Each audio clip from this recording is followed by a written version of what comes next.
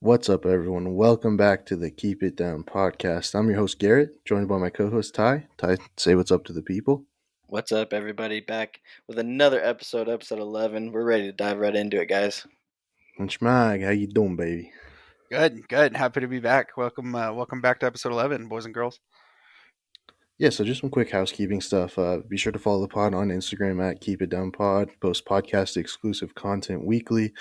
In our bio, you'll find our link tree, which will take you directly to the pod wherever you choose to listen. Be sure to follow, leave a rating, 5 stars, all that good stuff.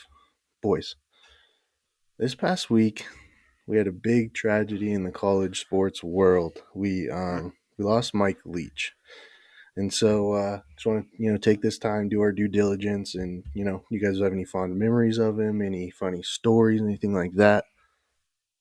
Yeah, I think I mostly think of his time at Washington State when I think of Mike Leach. Obviously, we're just really saddened by the news that we heard. He was such a big character in the world of college football, and just it wasn't his time yet, man. It just doesn't feel right, and obviously, just really saddened to hear the news that Mike Leach had passed. Yeah, I mean, kind of one of the front runners in that kind of Pac-12 offense that is kind of prevalent today that we all love and know so much. Really smart character, like just kind of a different guy. Brought a lot of life to his teams, and the players love playing for that guy. And I was watching a video on him the other day, and I think he had like a master's degree in something, and he had like a law degree. So I mean, a super smart guy and super, analytical about the game. And he's definitely going to be missed by everybody. And I'm sure they're hurting down there at Mississippi State right now for sure. Yeah, I mean, you hate to see it. He sort of shaped the way that we play college football today with the way the offenses are run, and defense having to prepare for such an offense, and so just sucks to see. And then I saw this funny story come up in my timeline today, and he's like coaching a game, and he tells his backup quarterback to just hang it up and stop playing and come be his coach's assistant. And the guy's all pissed or whatever. And well, that guy turned out to be Lincoln Riley, the head coach at USC. So Hmm. crazy story, man, that I saw. You hate to see it. Rest in peace, Mike Leach. Thoughts and prayers go out to everyone affected, his family, his team. Absolutely. It's a galvanizing thing that happens to these teams, man. So, hey, but the boys said they're still playing in the bowl game. So they said Coach Yeah, Leach would want us to. So huge ups to them. absolutely.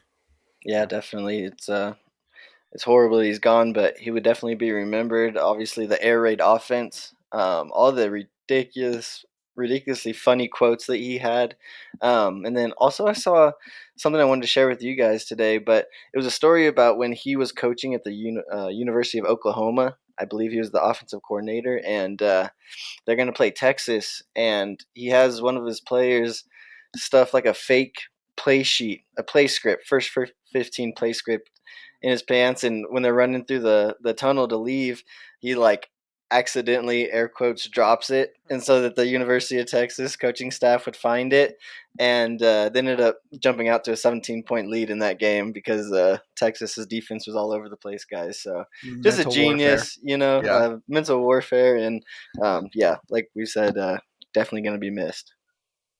Yeah, no doubt, boys. Obviously, rest in peace, Mike Leach, all that good stuff. But boys, time for an exclusive Mm. Keep It Down podcast first guest alert, boys. So we, as the Keep It Down podcast, are proud to announce the first guest. Our guest is often considered as the fourth Curry brother. Has been in and around action sports his whole life, from training supercross riders to racing BMX professionally. He now works at a custom fab shop on custom hot rods, old and new alike. So it's our cousin, Kellen Overall. Welcome to the show, baby. How you doing? Good, man. I mean, I feel like you really like set me up there. Whew. I'm feeling a lot Yeah, of pressure now, man. There's a lot of pressure. well, Love you're a it. very accomplished man, so an accomplished man deserves a big intro. Exactly. Oh man, appreciate it. Appreciate it. Yeah, so I think really it's gonna be a hot seat for you, man. So we're just gonna ask you questions, different stuff going on in your life, or that maybe has happened already in your life. So I don't know, man. If you just want to kick it off with like a general life timeline. Where'd you grow up? What'd you do growing up? Stuff like that, man. Give us the basics. Man, so I'm a Bakersfield boy, born and raised, lived here my whole life. Mm-hmm. I would say as a kid, pretty athletic. I think that's just kind of our family. Like we're outside people. We play sports, we go ride dirt bikes, we do all that stuff. So I think that's all just kind of been a big part of my life since as far back as I can remember. Um Definitely. shoot. I'd say if we want to go real early, we could talk like the old soccer days and PW50. I know Okay. Logan would love to get into some PW50 stories. Yeah, let's do Yeah, that. yeah. Get into the PW50 story, man. Oh Give the people what they man, want to hear. this guy. So, gosh, I was probably 4. It was like my like 4th birthday, and I got this brand new PW50. Hmm. Um, It was Taking it nice. out riding out in the field, like behind our old house. And I know you guys had come down. I don't know if it was for the birthday or what the whole deal was, but Logan being like a little bit older than me and Ty, um, he hopped on this thing, and I don't know. I feel like Logan could probably tell his perspective of the story So I Yeah, just pretty sure. I, well. so I just remember we were riding in that big open field behind your guys' house at the time. Um, and I remember we were out there riding, having a good time. And then there was this other little kid, probably about the same age as us, I would assume, like rolls out on his bike, and he's like out there riding with us. And I had like never like I'd ridden a dirt bike before, but I'd never ridden a dirt bike around other people. So like I'm like rolling around out there, and like I'm nervous that like I'm gonna get too close to him or he's gonna get like too close to me. So I keep like looking back like behind me to see where he is. And then I remember my dad kept telling me like you need to stop looking back, like you need to look where you're going. Because I mean I was probably, I mean, 6 or 7 maybe at the time. So I'm like, Yeah, all we right, were just whatever, dude. kids. Yeah. So sure enough, like the next little lap around the little track we were riding, I'm riding and like I look behind me one more time, and then just then like I like swap out into this pothole, this giant pothole that I had been like riding around. And so like I swap out into this pothole, front wheel dives down, I fly over the handlebars and like just start skidding on like the, dirt, the hard packed dirt that we were riding on. And I never really like crashed on a bike or a dirt bike before, so I thought, I mean, I was dying, obviously. So I I get up all quick, and that like I just remember like I had like a little bit of road rash like on my side or something, and the famous quote, "Call a doctor, I'm hurt real bad." As I'm sitting there just screaming and crying, bouncing up and down, doing the handshaking thing. Oh, Um, and I just remember, dude, like being like, I was fine, obviously, but the bike, I don't think the bike was fine. I'm pretty sure I swapped out, and I'm pretty sure there were some missing pieces or some broken plastics or something after that. Yeah, Kellen. 100% worth it. Yeah, okay, so you rode dirt bikes as a kid, and then you also mentioned soccer, but I remember you playing baseball and basketball as well. Yes. Well, so soccer was I think that was probably the first sport I played with like, I mean, obviously other than like dirt bikes or something. And man, really wasn't for me. I mean, the only real soccer memory I have is that I got a black eye from using my head as the soccer ball for another kid's foot. And that was basically the end of soccer for me. I think that would probably put the nail in the coffin on that one for me. Yeah, Um, definitely. Actually, I wanted to pause there for a second because actually, Chach has a funny soccer story as well. Do you know the one I'm talking about, Chach? The breakaway? Yes, I do.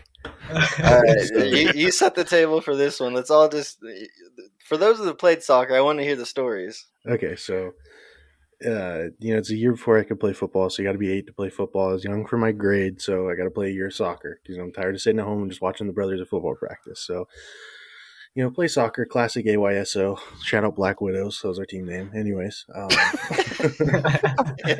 so big plug guy. me as a young, thick Cristiano Ronaldo, am on the breakaway, and a family friend of ours actually, her name was Jada. it's like co-ed when you're a little kid because no one really cares and no one knows the difference. Anyways, she's playing goalie, so um, run up there, all probably 120 pounds me or some shit, and I absolutely just laced this thing right at her noggin, dude. And Dude, I remember, yeah, bloody nose. She's like laying on the ground, rolling around, and I'm just like, oh my gosh, And my no dude, way. Koch was like 5 feet from her when he launched this thing like into orbit, and like it just straight in the middle of the face, dude. it was absolutely Yeah, legendary. close range I for do like sure. the approach. Solid approach. If you go straight at the goalie, they're never expecting it. Exactly, just chicken at that point. Okay, yeah, yeah. So we got the two. We got Ronaldo and Messi up in here, but then also you took your talents to different sports as well. Baseball, basketball. Any fond memories from those? Man, baseball was good. I'm sure if my mom is listening to this, she's probably yelling at her phone that I'm Mm, not playing baseball because mm, from what I was told, I was pretty good. At probably like 9, I could switch hit. Hmm. So sure. I guess that was probably something I should have stuck with in hindsight, but it wasn't really for me. I feel like I've always kind of been a person that I'll dive deep into something for a little bit and get okay at it, and then move on to something else because I got bored. Um, just a little bit of ADD in me, I guess. But so baseball, and then I played a year of basketball, and I'm shoot. You guys know I'm 5'9", white male, and back then I was probably 4'11". Hey, but you had that On a handle good day, though. and I could shoot a 3-pointer as long as nobody was around me to block it. Nice. So I thought basketball was going to be fun until it wasn't. Yeah. So I played.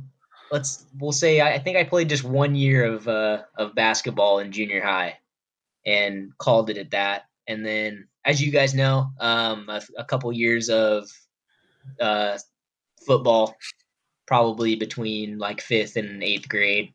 Hmm. So I mean, I was okay, but it wasn't really for me. I was more of a two-wheel kind of guy. I Yeah, was definitely. That's the big one. just wanted to interject real quick. What kind of not to kind of bridge ahead too far, but you mentioned you playing all these ball sports or whatever you want to call it, and then so what kind of pulled you out of ball sports and pushed you more towards the kind of action sports side of things? Like what appealed to you, or is it watching Supercross growing up, or watching BMX, or people around you kind of thing? God, that's a good question. It There's probably a lot of things. I think as a kid, team sports can be hard sometimes, especially being like I just want to be the best at things. Like I'm just competitive. Yeah, I And think I think we're so all that way, dude. yeah, I mean, I know Ty. I mean, I've seen this kid have raging fits over Tekken, a straight video game. Yeah, man. So Everything's a it's competition. Yeah. always.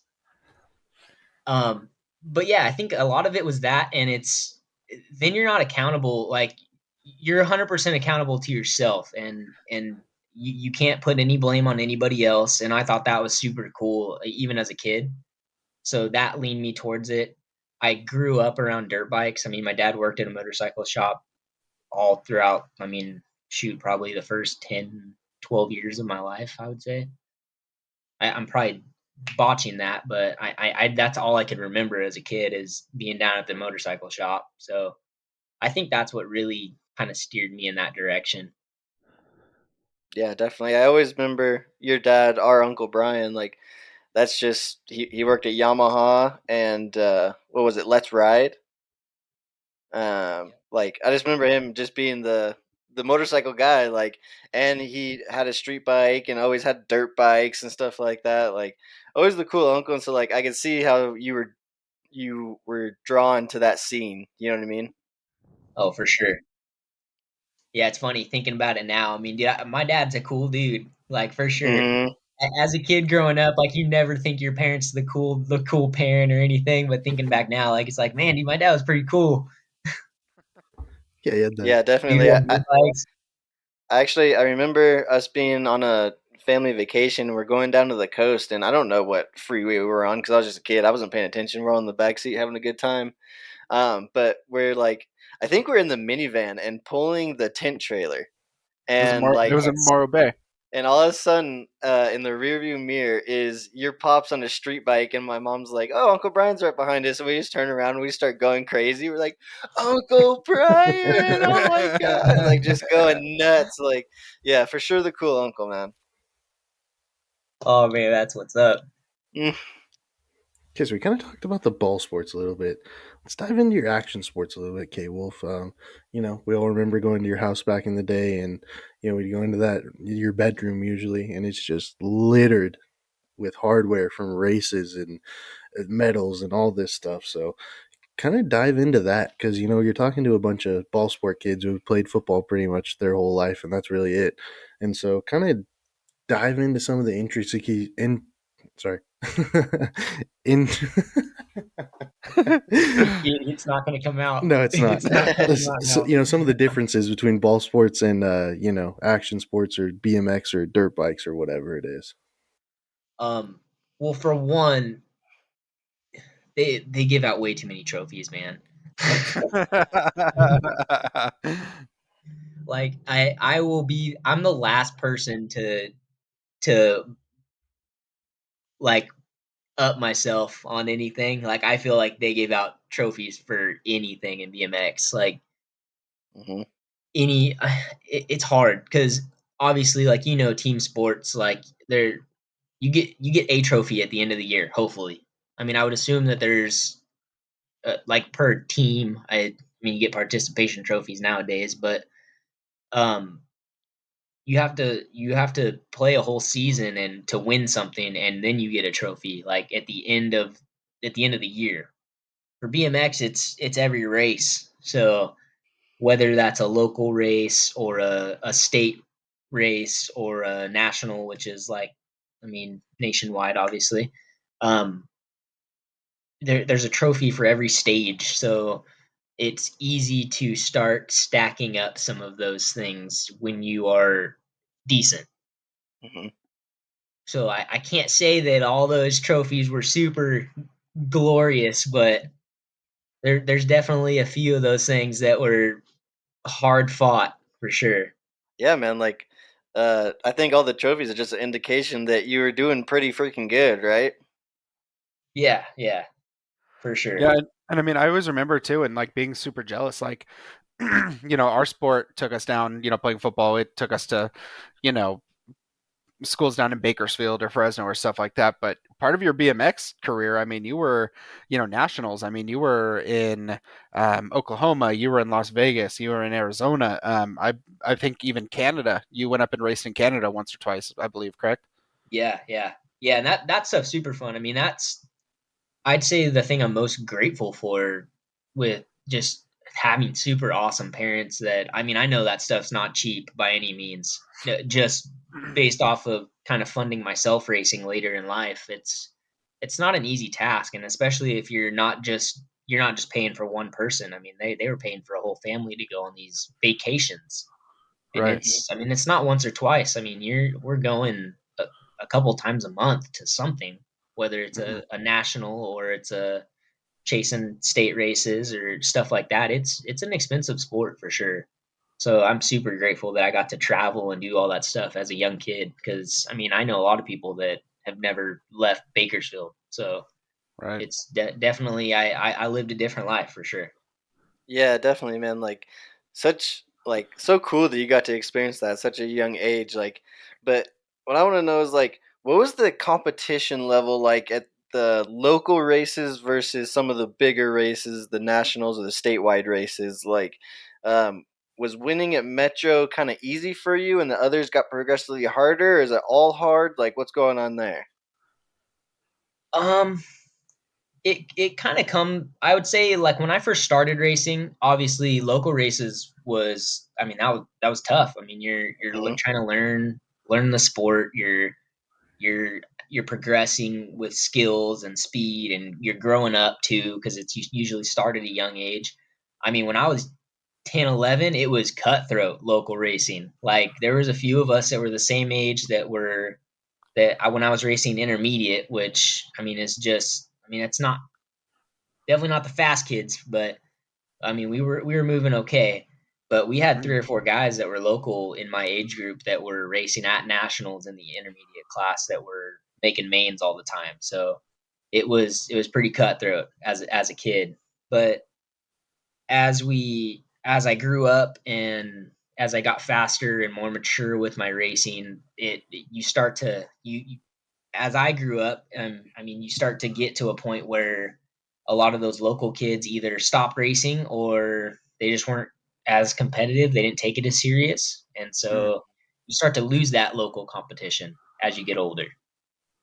Okay, yeah. So like in the beginning, like the gauntlet's just getting thrown down every single race because you got 2, 3 dudes in your same division that are just as good or maybe even a little bit better than you are, huh? Oh yeah, I mean there I will say there was a couple times that I was told, "Hey, if you take this kid out, I will give you $5." And you better believe I was sending him over a turn. Yeah, yeah. And then so when did you really start to like get traction and like start doing the bigger races and moving up in divisions and stuff like that?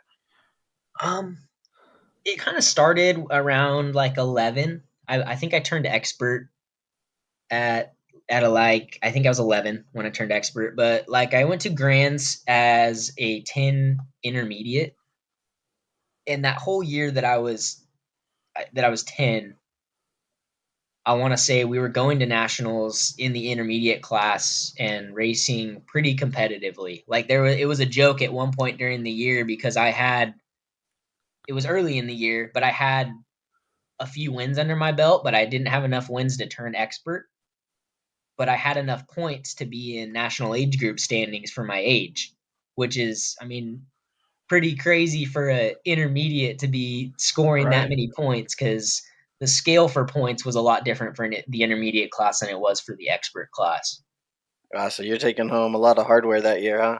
Yeah, Hey, Yeah, and yeah. and then you turn expert and it kind of you get slapped in the face, so it puts you back down a notch. So that's kind of what happened for me was I was racing good in the intermediate class, bumped up to the expert class, and it was a whole different ball game for me. Like I aged up and I went into a harder class to race. So I think at that point I lost a little bit of motivation, raced a couple years just kind of because I felt like I had to. Hmm. Like I felt like my parents had put so much into it, that I felt like I needed to kind of continue racing and just kind of push through. And then it finally got to a point where I wasn't having fun. Like I was getting up early. I mean, you guys know the grind for football, like, but it wasn't like we had practice after school. Like for me, it was, hey, we're gonna get up and go to the gym at 6 in the morning, and I'm a 12-year-old kid, so Hmm. I mean, I wanted to sleep in and not go to school. I definitely didn't want to get up at 6 a.m. to go push weights. Mm. So it just kind of I lost that drive to be good. Yeah, definitely. And like that's interesting because I think that happens in pretty much any sport for anyone. Like at some point, it goes from like something you're just enjoying doing and just you're doing it because you like it, and then at some point, it almost becomes like a job. Like you like every day you have to do something to get better, and so like sometimes it gets so monotonous just to be on that grind all the time. So I think that's a familiar feeling for us too. Like I think everyone runs into that at some point. Yeah, for sure, for sure. And I Yeah. mean, that's just kind of the human thing. I mean, I feel like with anything you're doing, you're gonna have those highs and lows. Um, Mm. for me, what it kind of took was taking a step away and kind of moving into like kind of remembering why I enjoyed riding my bicycle. So I stopped racing altogether and started kind of going and riding dirt jumps and skate parks and just kind of having fun on my bike again for a few years, and that kind of brought it back to me. Yeah, one side note before we get too much deeper into the world of competitive BMX. I just want to say that also me, Schmug, and Chach also rode bikes with you, like just doing dirt jumps out in the fields during the summertime and stuff. So you can imagine like how rough we had it trying to keep up with you, my guy, because Oh, like you're riding your bike every single day and you're damn good at it. You're racing bikes, like so these jumps we're doing are nothing for you, but we just be rolling up there like, oh, he just hit it. Now I gotta go hit it, man. Like this is gonna suck so bad. Like, so you can imagine our consternation, my guy. oh, and I'm sure the competitive nature, especially in this family, I'm sure that drove some rough decisions. Yeah, like because if you're gonna do it, like how am I not gonna do it? You know what I mean? Like, it doesn't matter what kind of bike I'm on right now. I just gotta huck it and go for it because my guy just did it. You know? Dude, that's funny. So talking about us going riding as kids, Yeah. I know we have to bring up another story. What's the story, my guy? Let's set the scene. Old young TC. Okay. You guys are. I think you guys were down at our house for like the Oh weekend or yes, something, yes. and we all decided we're taking this trip to Fresno. So there's like this bike park in Fresno. It's called Woodward. It's not Woodward like everybody may know it, like the one in Oh, Tehachapi or the one back east. But it's just like this big bike park that has a BMX track and a bunch of dirt jumps and stuff like that. It's a great And park, by the way. If anyone listening super, is super into riding bikes and stuff, like look up Woodward Park in Fresno and take a trip up there. It's awesome. Anything you're into, mountain bikes, BMX, dirt jumps, go up there, take a trip. It's worth it. and it's really scalable too, which is what makes it even more cool. Is I mean they have it's like a mile long row of tabletops that just get bigger and bigger as you go, and hmm like you can literally roll them if you wanted to. It's a super fun place to go to. But you guys had come down for the weekend or something, and if I know I had a bike, Logan had a bike, Ty had a bike. I had another smaller bike. It was an 18-inch BMX bike that I think we had gone to the bike shop to go get a few things for, so that Garrett could ride with us too, because Hmm. he didn't have like a bike I think that fit him, or it wasn't going to be able to like withstand the like riding we were going to do. also a You large a man. mongoose. Yeah, also the full grown adult on the bike. Always bigger than his age. But Yeah. so we went to the bike shop, got a few things, and then my dad was out back in the garage because our old garage was in the backyard, and he was like fixing it up, and Ty and I were just stoked because we were getting ready to go riding, so we're out front just like having a pre-ride sesh, Yeah, just putzing around, like not even doing anything. and so I don't know exactly how it happened, but Yeah, so I'll tell you exactly how it happened. So I'm all stoked and like literally all I'm doing is just like putzing around on my bike, like cruising around in the street. And all of a sudden I'm like, all right, I'm just gonna hit this little curb right here and just like do a little bunny hop, like stupid kid stuff, you know what I mean? And I go to hit it, I yell out enduro, and the curb's steeper than I thought it was, so it pops my front wheel up pretty good. And I'm pulling up because I'm gonna do a little bunny hop and basically just did a half backflip and landed on my back on the pavement. And so we were not off to a hot start. You know what I mean? This is before we even loaded the bikes in the back of the truck to go to the bike jumps, dude. I'd already crashed. and that was just the start of a rough day for you too. If Dude, I remember correctly, you had a few more diggers that day. It dude, really, I think I had two or three more. The first one, like, okay, so I'll set the scene for you because we roll up and like these jumps are much bigger than I've ever jumped in my whole life. You know what I mean? And like I mentioned previously, you just roll out there and you're just hitting them like nothing.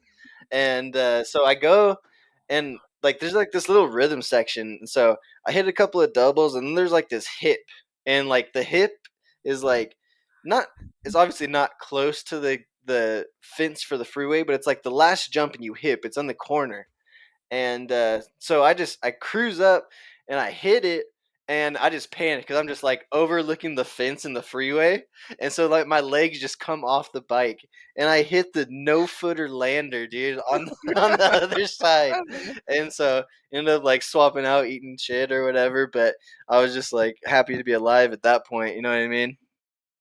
Oh man, I just remember like just everybody could tell Ty was not having a good day. Well, I was yeah, dude, I he took uh, a wanted bunch to of so diggers. bad. He wanted Yeah. to so bad, it just wasn't his day. Yeah, Oh, man. It just was not going right for me, you know? Well, yeah, oh, that's the thing. Yeah, We and go then out like there. Kellen's riding around doing his thing, and he's hitting these jumps and he's like doing little whips and stuff, and makes it look like he's not even riding a bike. And so we just go out there. He's like, "Oh, he's just pedaling and jumping. Like it's that simple, you know." And so that's what you do, and then those are the consequences right there. exactly right. Like you doing it so easy made me be like, all right, if he can do it, I can do it. Like, all right, I'm gonna go for it. Exactly. Like whatever, you know. But obviously, sometimes my courage was a little bit above my skill level, you know. So that causes issues. every Um, time, every time. Exactly. But you know what? I have another funny story about riding bikes together, okay? And this one actually involves our man Ray Cross's younger brother Steven, okay? Do you Steve. guys remember when our Papa Chuck built dirt dirt jumps in the backyard in the Bear Valley house? Like carved them out of the side of the mountain with like a little bobcat or something and made us all like little dirt jumps? Yes, And I did. we shovel out like a little billy goat trail kind of down the hill and then like a berm and then into the jump section. And literally, as we finish up, like shoveling out the little billy goat trail, Steven Cross rolls up. And we tell him that we've been hitting these jumps all day and it's awesome and it's set up perfectly, right?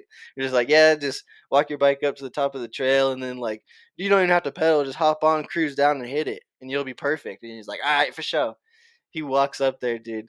And as soon as he gets like halfway down the Billy Goat Trail, I'm Yeah, I like, think. oh, old boy's hauling right now. Yeah, And hauling. so he hits the berm and comes up and like this is a pretty decent sized little jump, like for kids, you know what I mean? And Right. he just boots it like To 20 the feet moon. over the landing, just flat lands it, eats crap. Like we're all just standing like, oh, like didn't know what Because the hell to do, but and chew Steven fast and just popped right up like nothing ever happened, man. oh, That that was is awesome. the Just throw funniest part it to was the wolves. nobody had even jumped it. Steven just rolled up. We're like, yeah, we've all been jumping it. Just go down the hill and hit it. And he was going like Mach. He was going like Mach 7 and hits this thing, and it was ugly. But Yeah, that yeah, was not our finest moment, boys. yeah. It happens. Everybody's got those. So Kellen, you take a break, right? You're burnt out on BMX. You're tired of getting beat. You're not quite there, physically or mentally. What kind of got you going back? Are we getting into contracts and stuff yet, and sponsors yet, or is Oh that little gosh, later down the not road? yet. I would say the road was it was weird. It was so I kind of tested the waters a couple times.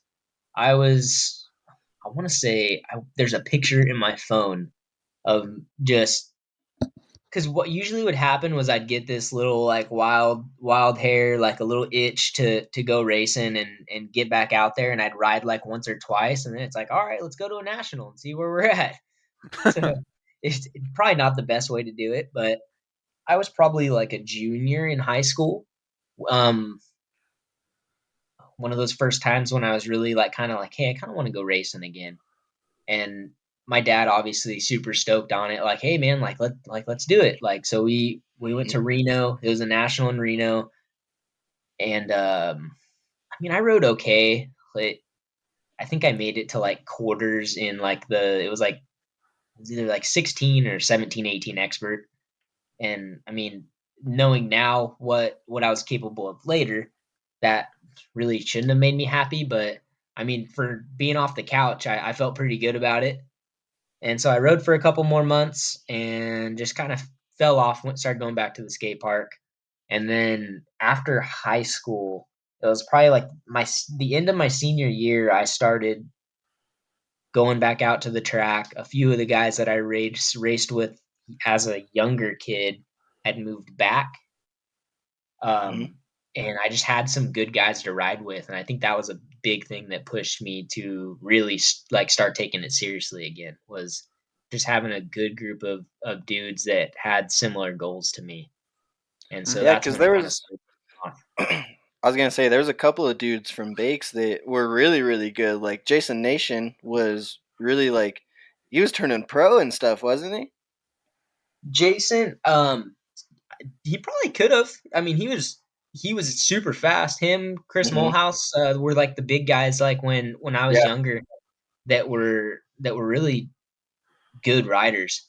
And then kind of more of my generation and kind of the generation after me would be like Jordan Miranda and who own the track now, and Cameron Larson, who's still racing elite, um, living all of our dreams for us. So shout out to Cameron for sure. I'm living vicariously through him on Instagram right now because he's doing the stuff that I didn't stick it out to do. Yeah, definitely. But I thought that was a interesting part of the BMX culture because like you would go to Jason's races or Jordan's races or whoever. So like it seemed like you guys were all like supporting each other, kicking it, going to each other's races and stuff. I always thought that was really cool. Mm. Yeah, for sure. Yeah, and especially, I mean, it makes it way easier when they're not necessarily your competition too. As you Hmm. start getting older and it starts to turn more to you're kind of you're training with the people you're racing against, which is really good. I mean, but at the end of the day, you get on that starting line and you're not really friends with anybody anymore until you hit the finish line. So, um, there definitely are times where you're out at the practice track, and if you're having a bad day and they're having a good day, it's rough. You definitely you don't like getting beat on the practice track. That's for sure. Yeah, definitely, man. I think we've all experienced that too, where like even, us all playing football, like sometimes you show up to practice and like you realize you gotta go compete against all these gnarly dudes that have been going to war with you, but for the time being, man, like you guys have got to get it under in practice. So like, uh, definitely friend turned foe in a lot of those practice situations, man. Oh yeah, Yeah, come on. hey, but that's how you get better, man. I'm sure professional sports just like BMX. I mean, you're not gonna if you're not pushing yourself and comparing yourself to the best, you're not gonna improve. And if you are, or if you think you are, you're lying to yourself. That's for sure.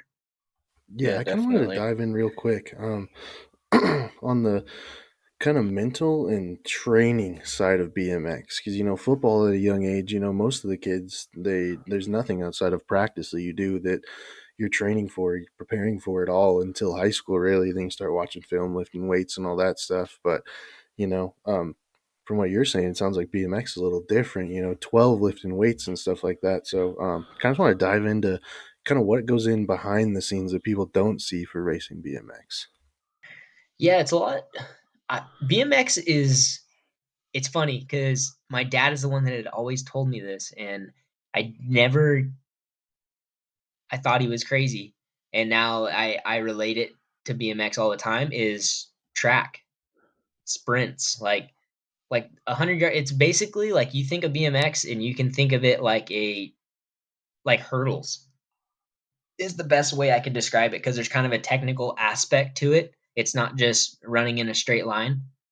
Um, but it's really explosive and it's a short burst of energy. So it's you have to train so much different than a lot of other sports. Like football might be similar. I think hockey is probably similar, like with just like quick bursts of energy. Like I mean hockey players stay out there for what 20, 30 seconds it seems like, and then they're out switching.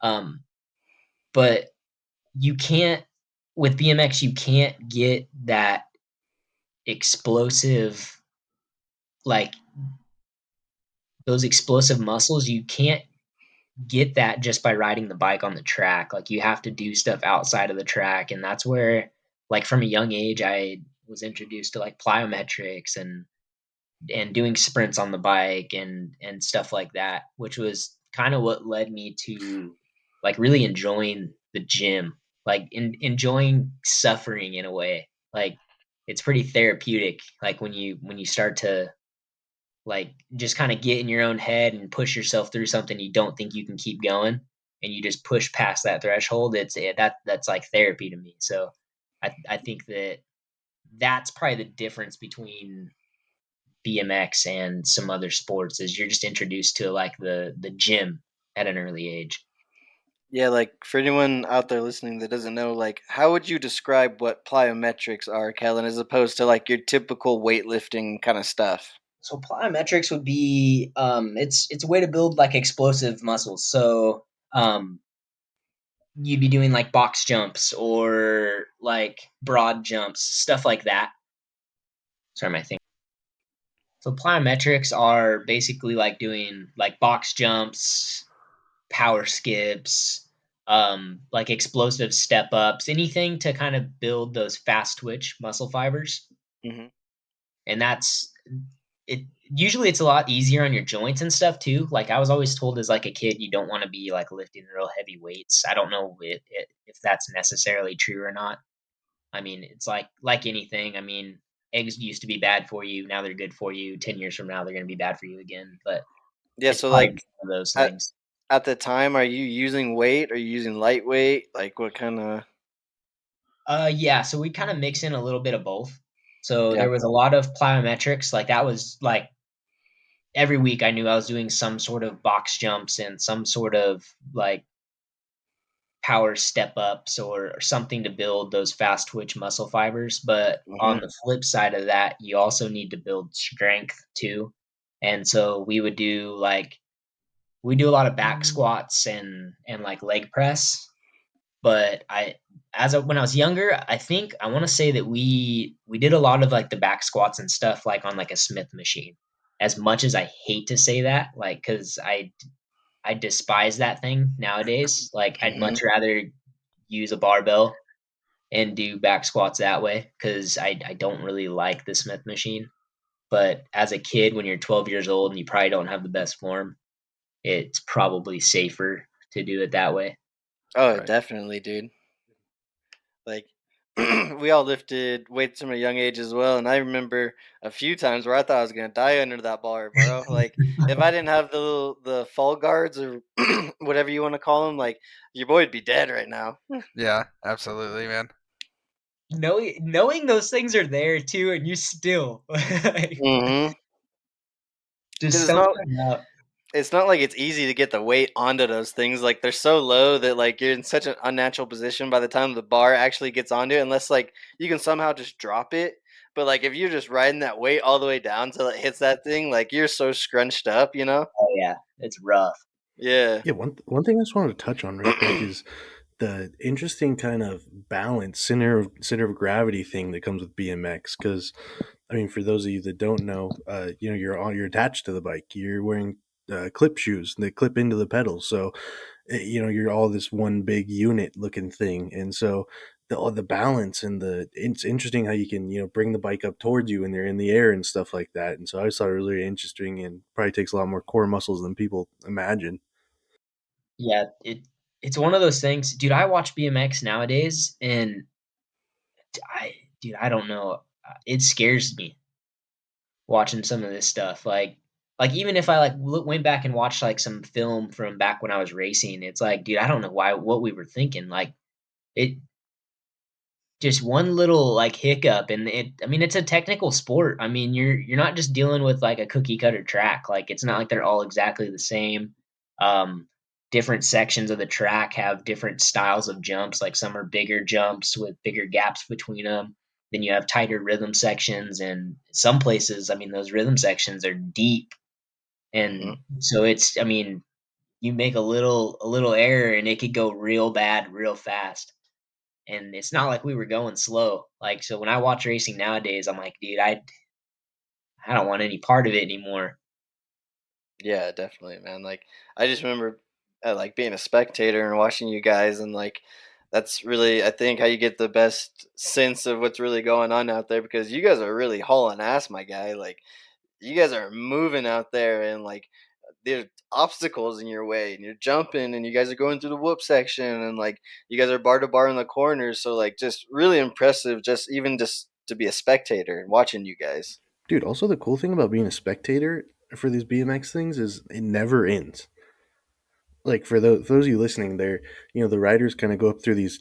Essentially, it's like a cattle guard looking thing, and it basically there's 8 lanes or however I think it's 8, but and just leads up to the gate on this little hill because it's, I mean, it obviously can't be flat. It wouldn't be a very fun race if you started from flat. But so yeah, it just kind of funnels them up, and basically it just never stops. You know, one race goes and they ride through the finish line, and then the next one's going within like 10 or 15 seconds. So, you know, if you're not locked in and listening to like the PA dude saying like when, you know, Kellen's racing when it's like a national and there's like 300 or 500 kids there, like you're gonna miss it. So Super fast pace.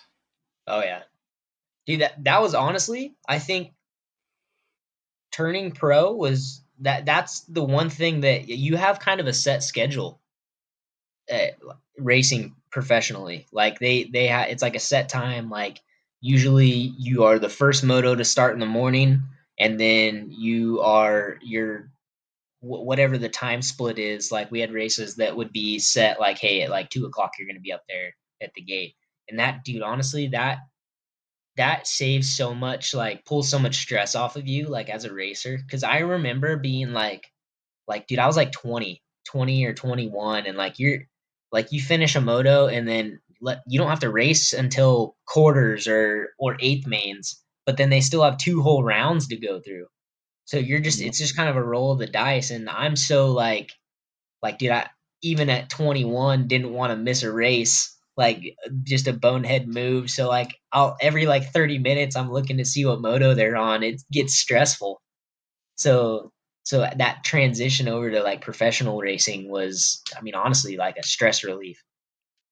Yeah, definitely. Just knowing a set time when you guys are be going, like, yeah, that we got be kind of weird. Like you're just chilling until you get a certain amount of motos ahead of when you're gonna be, and then you're like, all right, well, I gotta start warming up now. Like, hopefully, I timed it right. Yeah, yeah, for sure. Yeah, and that's kind of how it is. Like, and then you go down and you go warm up, and then you go sit down behind the gate and wait for them to call your moto into the chute. And so it's kind of a guessing game. Like, whereas when you're, I mean, other than something happening on the track that stops you from your moto starting as a pro, like a crash or something on the track and you're just stuck in the gate, like you can time stuff so much better. Like so you can get a warm up that's actually going to benefit you, and you're not like your muscles aren't like cooling back down as you're like standing there waiting for your moto to start. That's another thing that's so funny about BMX is I just remember like seeing like as thinking back as like a spectator, like being there for the first time watching this, is like, why are all these kids just jumping up and down behind the gate for like 20 minutes straight, like Hmm. just shaking their legs and jumping up and down, like just the funniest thing. Because I mean, you obviously you don't want to go out there cold. Abs- Yeah, no, um, definitely. you mentioned the, you know, stoppages on the track. I kind of want to dive into that a little bit. You know, you've had quite a few gnarly wrecks. I think we actually were there for a couple of them, but you know, a couple concussions. I think you had a couple broken collarbones and stuff like that. So, kind of dive into some stuff you've seen on the track, and if you want to get into some personal experiences of, you know, kind of the dangers of this sport that's moving so fast with 8 dudes on a little tiny track. Yeah. So, gosh, that I mean, it seemed like I had some hard crashes as a kid. Like I don't know, I want to say Logan was there at Lake Paris. Uh-huh. I think that was the race that Logan went to. Yeah, I I was I there. want to say that I had crashed in the rhythm section at that race super hard. Hmm. And I mean, it was super hard for like an 11-year-old. Hmm. If I would have fell in that spot as 20-year-old me, 21-year-old me, dude, I don't know, my life would be the same. Like it's just like you're hitting rock hard. It's dirt, but it's packed in so hard it might as well be concrete. Hmm. And I mean, for anybody above probably 15 years old nowadays, 14, 15 years old, like I mean, you're pushing 30 miles an hour on that track. So if you're going 30 and you come to a complete stop, it can't be good. Hmm. I mean, I know, I mean, there's been a few times where, I mean, I went down as an older racer that wasn't in a turn or something, and when you come to a complete stop, you don't really remember it. It's usually the end of that whole situation. You usually wake up with a group of people standing around you looking at you all crazy. Not the ideal situation, to say the least. You're trying to figure out what. Yeah, what you're trying to figure out what happened. Yeah. because the last thing you remember was everything going so well. Yeah, definitely. So, were those the gnarliest ones? Were like head type injuries, or like Chat said, you had broken your collarbone a couple of times, if I remember right. Yeah, I broke my collarbone twice. Gosh, probably the worst injury I had was a stupid bonehead crash that I was helping at a clinic and like watched the front wheel doing a whip on like a little jump. Like it was super routine. Just the dirt was there was just a bunch of at our local track there was a bunch of sand that would always kind of take the top layer of the track. And so if it wasn't watered like regularly, like throughout that session, it would just turn to marbles. And that was kind of how it was during this clinic. And I just was being a bonehead and washed the front wheel and ended up tearing my rotator cuff and tearing my labrum. And that was probably the worst, like one of those injuries that for some reason, I mean, I'm sure people have had that injury and it healed good, but I've kind of had shoulder issues ever since then. Mm. Um, but definitely head injuries. I'm a super big advocate of buying the nicest helmet you can buy, and that's Mhm. for anything, whether it's motorsports or BMX or I mean football even. I mean, you only get one head, you only have one brain, so I've always been a super big advocate for buying top of the line head equipment. Yeah, well, it's the smart thing to do, man. Yeah, and I think some of that probably just comes from my I mean, knowing myself what it's like. I mean, concussions are no joke. I mean, especially as you start stacking them on top of each other, the the long term effects of them can be pretty brutal. Like, luckily enough, myself, like I haven't had something super long term. Um, but the last time I broke my collarbone, I shattered my collarbone and I broke a few ribs and I got a pretty bad concussion because it knocked me out for a good little bit. But I just remember for like weeks, even months, like my like sense of like hearing was so sensitive, Mm. Hmm. and I don't it could I could be crazy, but I definitely like relate that to that injury 100%. Just Yeah. I mean, you scramble your eggs a little bit, and it can mess some stuff up for sure. Yeah, like head injuries are just not the ones you want to mess around with, man. Like you've seen like smart dudes or like good athletes and like they just turn into a completely different person after getting hit in the head too many times. Like that's just not something you want to mess with, you know?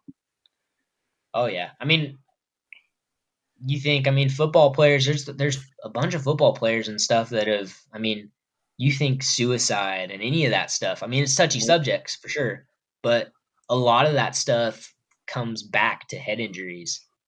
I mean, I know me personally, like being a BMX guy, like Dave Miro like would have never in a million years thought that dude was gonna do something like that, and here Mhm. we are. I mean, he wasn't that old and ended up taking his own life over. I mean, what people are saying is like TBI and stuff like that. So it is. It's no joke. I mean, definitely got to protect your head.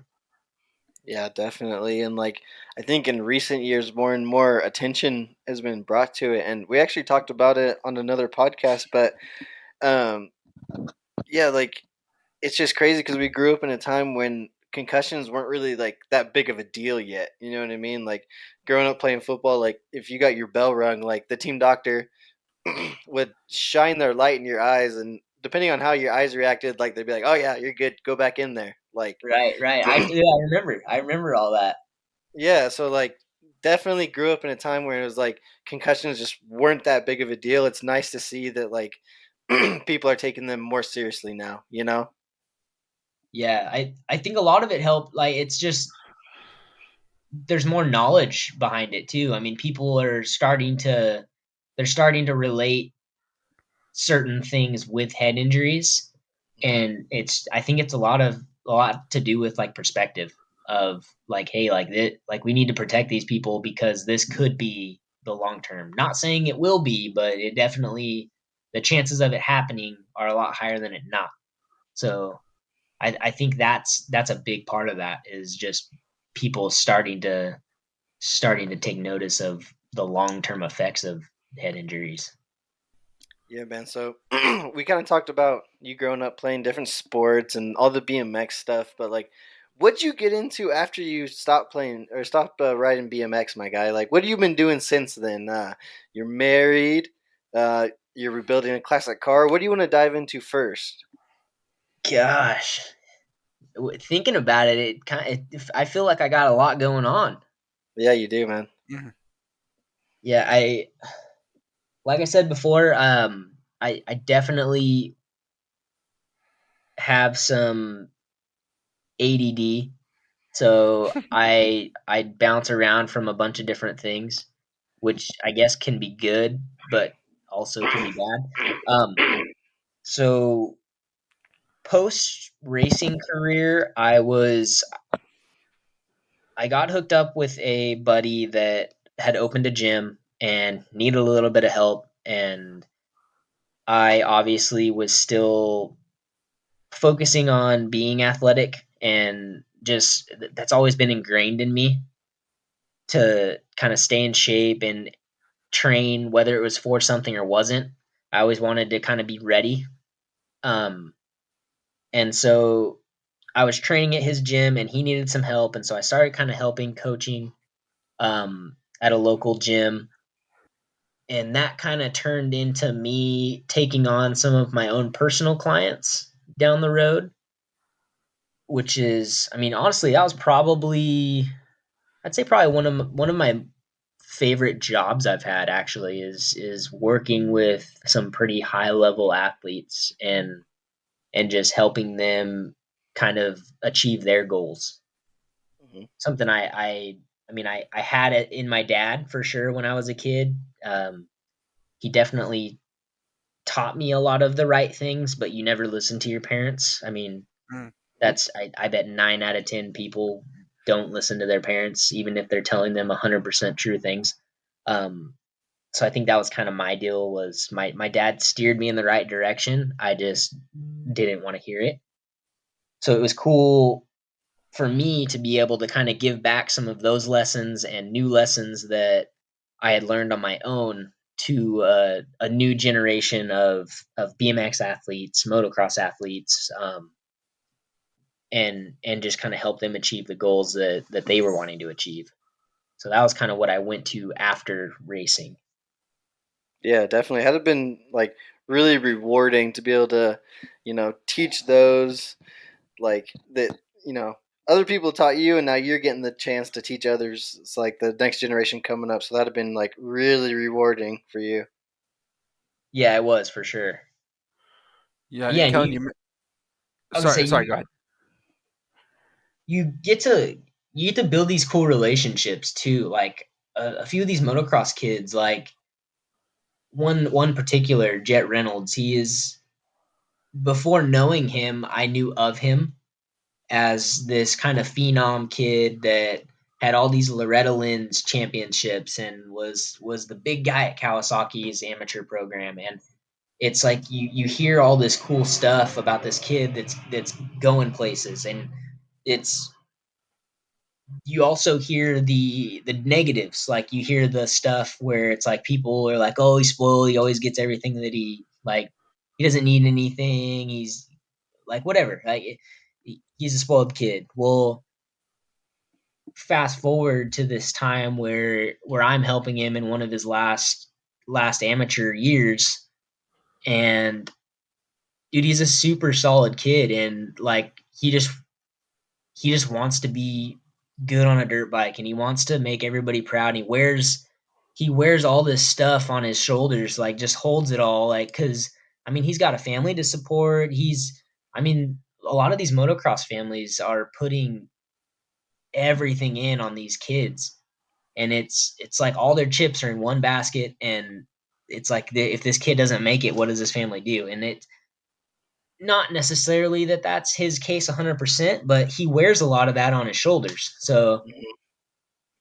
with people armchair quarterbacking like we see all the time. I mean, comments on social media and like just talking about people. Like you don't actually know these people until you're sitting in a room with them every day and you're kind of like digging into their mind. And so like that's kind of what I felt like I got to do with some of these athletes, Jet in particular, and you just get a whole different side of someone, which is super cool. And say, sorry, go Yeah, for it. and I mean, you mentioned it before, Kellen. You like as like like someone who like you are training and like a big physical and mental aspect. I mean, you see a side of these guys that nobody sees. I mean, everyone else, like you were saying, armchair quarterbacking sees, they see Instagram and they see articles and they see things that were said before or after races, but you kind of have this cool insight where you see a side of someone that like maybe nobody else ever gets to see, which I think is really cool and something that, you get to training these athletes is really cool. And just being in that spot yourself, I mean, you've signed those pro BMX contracts and you kind of know what it takes. And so, I'm sure for them having you to listen to and kind of to guide in some of those ways, I'm sure it helps take some of that weight that they carry off, just knowing that they have someone helping them that's kind of has been in that spot or like understands that spot a little more. No, for sure. Yeah, and I mean, gosh, it comes back to me never kind of trying to like float my own boat. Like I really don't feel like I accomplished anything as an athlete. Like I mean, I raced some professional races and I do feel like I had the speed, but I don't have all the accolades that a lot of these people do. Sure. Um but on the flip side, I mean, like these kids know, like I'd go in the gym and I'm not going to let them beat me in the gym, which is one of those things that like an athlete I think respects too. Like Mm. it's not just some guy blowing smoke up their ass. Like I'm gonna go in there and I'm gonna dig deep too, and I'm gonna put myself through it just so I can prove to you that I can, Mhm. and prove to you that I can do it better than you, the guy that is getting paid to do the job. So that's that's one of those things that I think builds like a good rapport with the people you're training too. So for Mm. me, I felt like that was a side that like I kind of like had that level playing ground. Like we'd get in the gym and we're gonna go to battle together. So as much as I felt like I was helping them, I feel like those kids helped me out a lot too because that kind of kept me on my toes. Definitely trying to keep up with the young bucks, huh?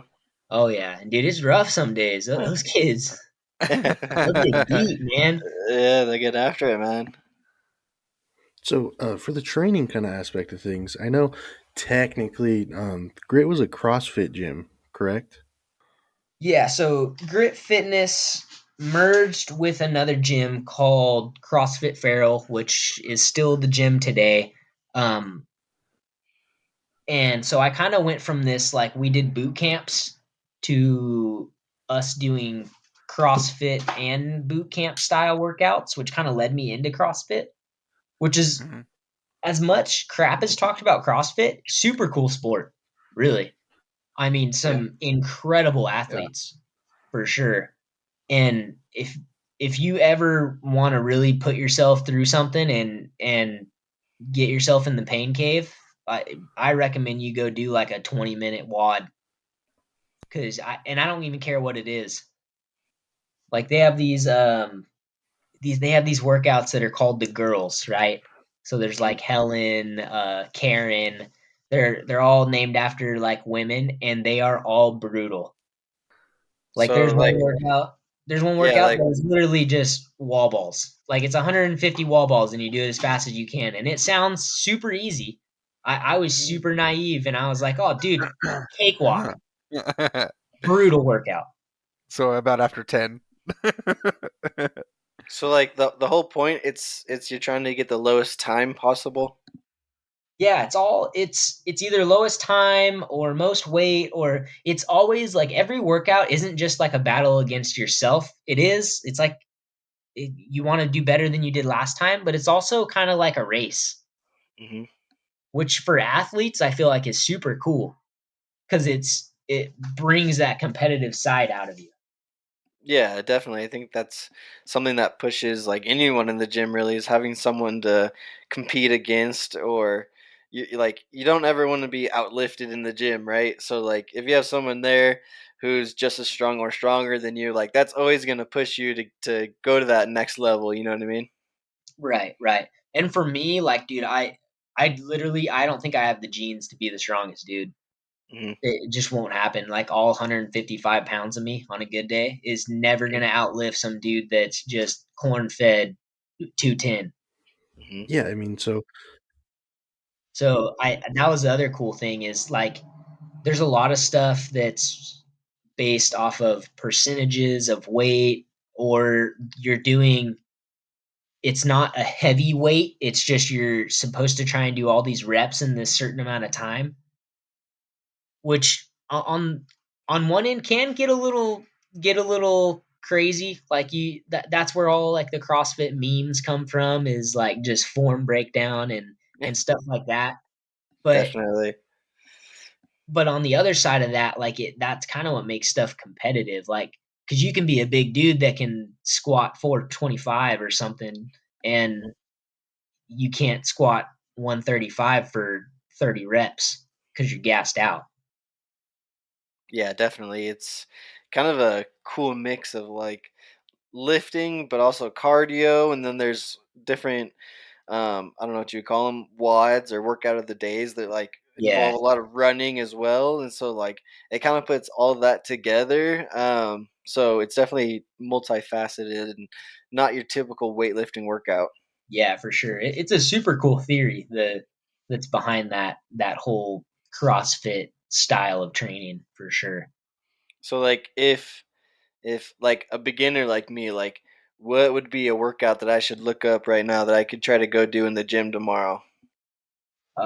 Shoot, An it's tough an, because an easy intro level one. Like don't give me a hard one where I gotta run a oh, lot. He's about to put you dude, so through it. no running.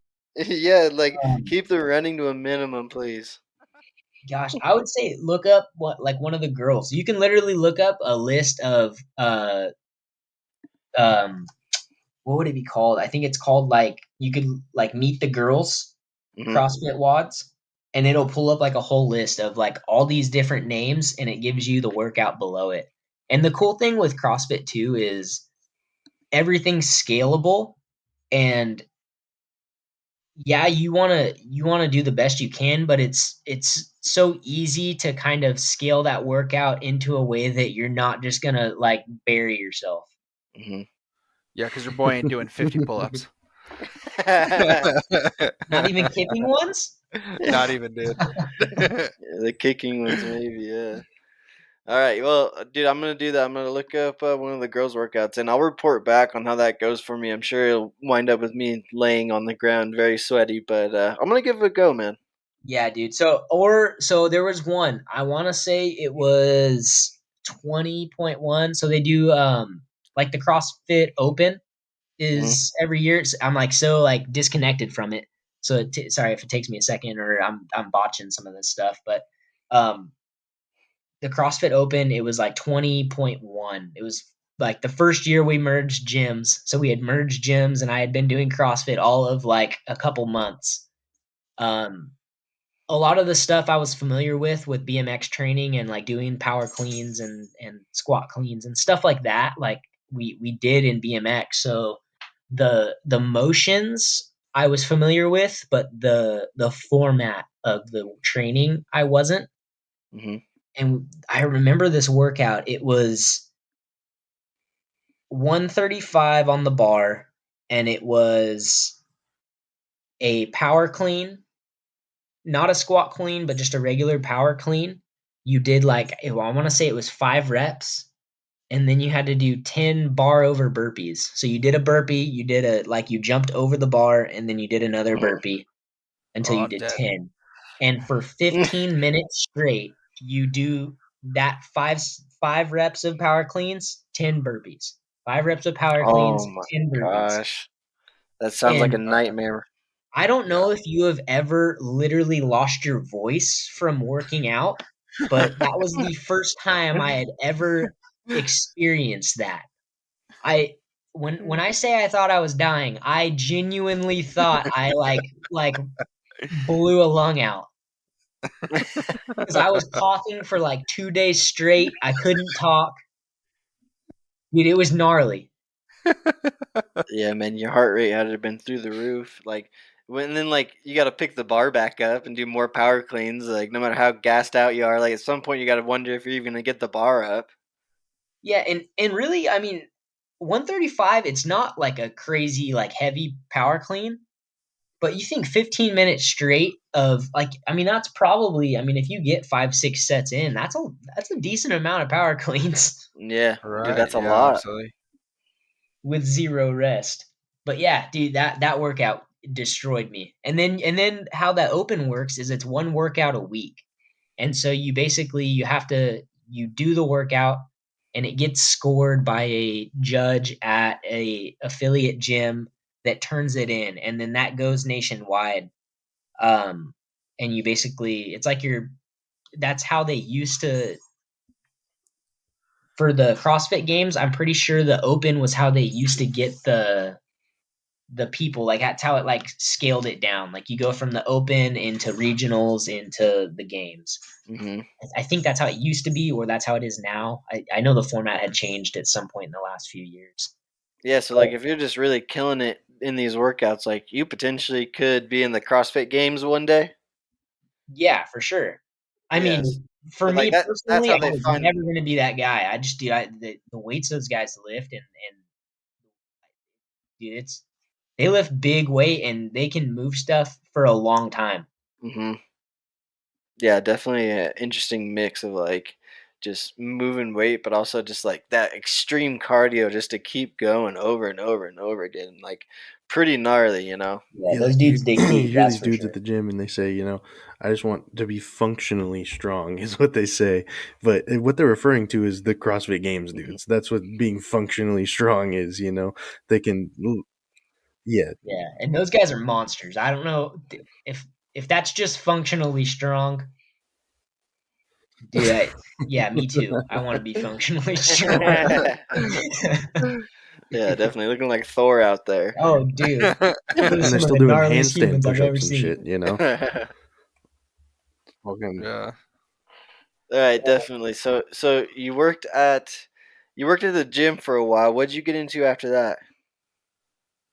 So with working at the gym and coaching the kids, I was also working at a bike shop. I was a shop manager here at a local bike shop, which was the job I was doing before the gym too. It Hmm. just kind of helped pay for my BMX racing.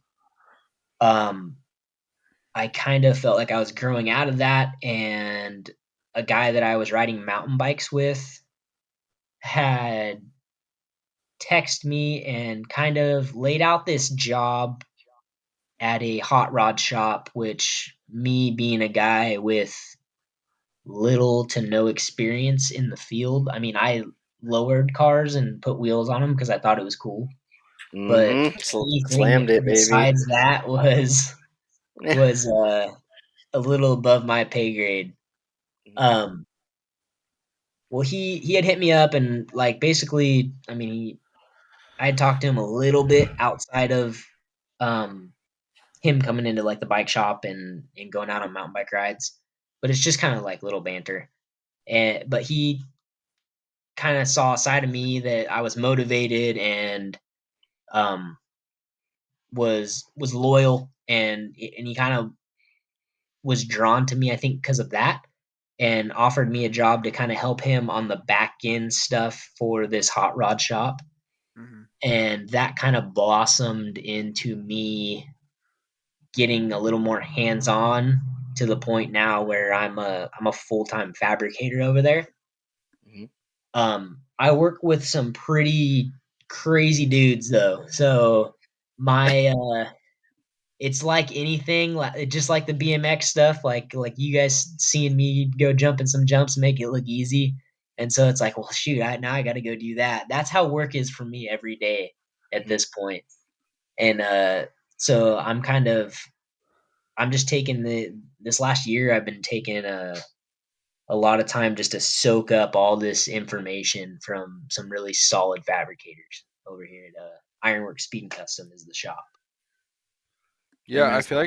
I feel like it's been a really like pretty like rapid like growth for you over there. I mean, it seems like just I mean, you just had your congratulations by the way, your 1 year wedding anniversary just passed Yeah, thank you. October. I just remember as you guys were getting ready for the wedding, I remember going over to your dad's house and you were just kind of first kind of sinking your teeth into, welding and starting all that stuff.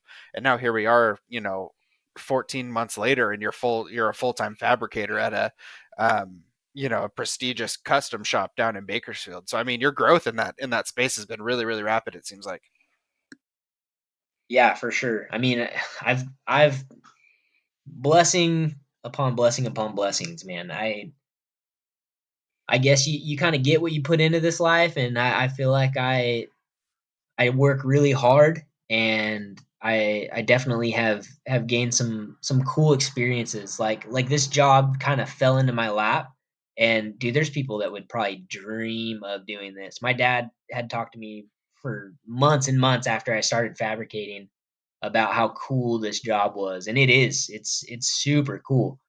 Um, and and I get to build some crazy high-end cars, like just unbelievable stuff. People will spend so much money on these cars, it's ridiculous. Yeah, like what's one of the bigger price tags you've seen on a car Um, that you guys have built? we have two cars in the shop right now that are over $1 million cars. Damn. So a lot. Yes, it's dude. It's like I said, it is And so, for the people crazy. listening, kind of dive into what this is. Is this kind of you guys are building a car on top of a frame, or is this you guys literally building a car out of nothing, basically? A lot of it, I mean, so every car you get something. Like somebody brings in a car that they want to build into whatever it may be. Um, and what we do, what our job basically is to basically deconstruct that car down to nothing and build it back up like it would have been built today. Like, so let's say you have le- something that's super common that everybody kind of can know what it looks like and what it's about would be like maybe like a 67 Camaro, like a Mhm. first gen Camaro. Like everybody's like, it's like the good old boy car. Um, so we would take something like that, strip it down, either put a full chassis under it or redo the suspension in some way. And you basically we touch every single panel, every single bolt on that car and change 99% of it to make it something that runs and drives like a modern car and looks super badass. And let me tell you, that is not an easy thing to do, especially at the level that we are building cars, because a lot of these cars that we are building are going to these super prestigious shows that are under a microscope, and something like maybe myself would build in my free time. Like I'm building a four-door Nova, which is, I mean, it's kind of a redhead stepchild of a hot rod, but it's turning into a super cool car. Something like that is not the car that I build at my work. Like what I'm doing is making something that looks cool at 50 feet driving down the road Hmm. and looks like perfect from that distance. Um, what we're doing at my work is building something that is basically capable of sitting in like a museum. It's to that level. Yeah, so when the original car is brought to you guys, like what kind of shape is it in, or is it just depend on each different car? It depends on each car. If we're lucky, it's something that's in pretty good condition. Um, Hmm. where like all the body panels are straight and there's not that much rust. But that's few and far between. Yeah, Especially just nowadays. I mean, those cars are only getting older as years go by, and they're only getting harder to find because, I mean, especially with, I mean, hot rods are, I mean, pretty universal. I mean, I know we've gone to car shows as a family, like even before I was super into cars, and all of us like them.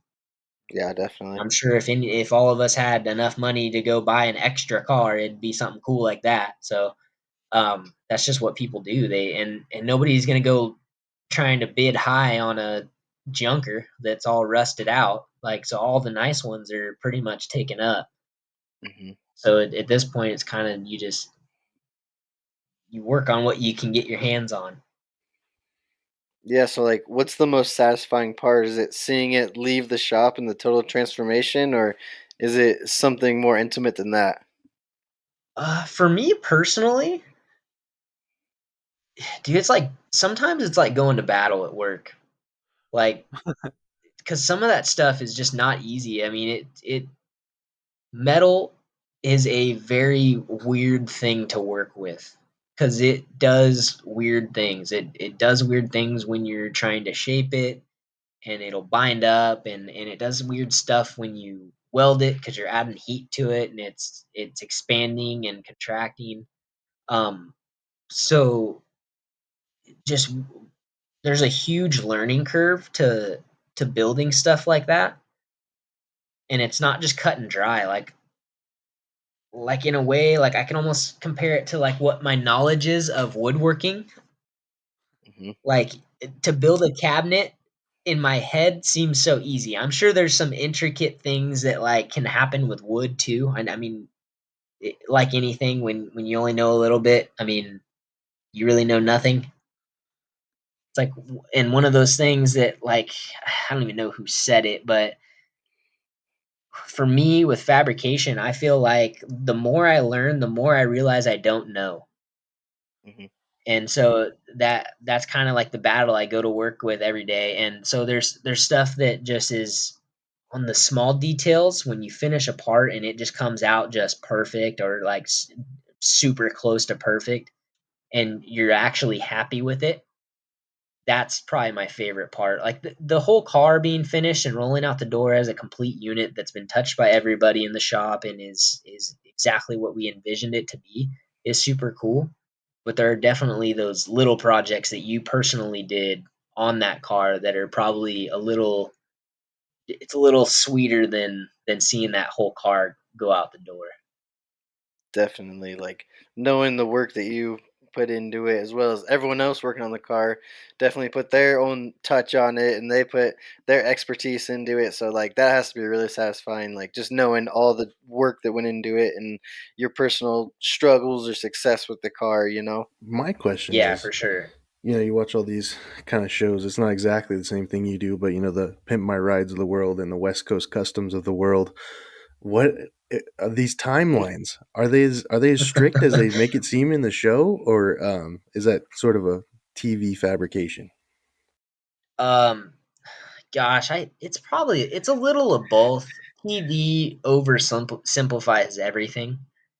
Um, like you see these cars and they make it look like it gets done in a weekend, and it's just to the level that that car might be like that. There's a show called Rad Rides by Troy, and that dude's shop is probably one of the most badass hot rod shops there is. Like they have some gnarly fabricators there, and that show will make it look like a car gets done in a weekend, and it's like you look on Instagram and then that car's been in the shop for a year and a half. Like these cars just can't, it's not possible to build them in the timeline that those things get uh get shown on air at least. But it's definitely, I mean, it's a grind for if we're lucky, like a year and a half, I would say. A year to a year and a half on a pretty easy Jeez. project. Wow. Well, yeah. I mean, it makes sense. You said that a lot of times the cars coming in are not in the best condition. So for you guys to go through and, like you said, touch every single nut and bolt and go through everything and make it ride like new, like that's gonna take some time. Oh yeah, for sure. I mean, in our shop, I mean, we will buy a 30, $40,000 chassis from a company, and the perfectly good chassis, like top of the line chassis, and we will go cut that thing up and redesign it into the way that we wanted it. And that was probably one of the craziest things for me to wrap my head around. I'm like, dude, this is like the top of the line right here, and we're gonna go cut the whole center section of this frame out.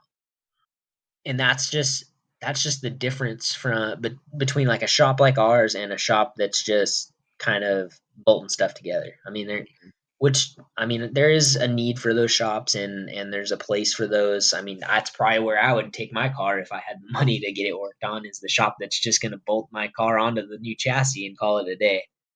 Um, but we're lucky enough to be able to do that super high end stuff where we're looking at this chassis and we're changing the things that we feel like could be better, or changing it to get some sort of aesthetic out of the car.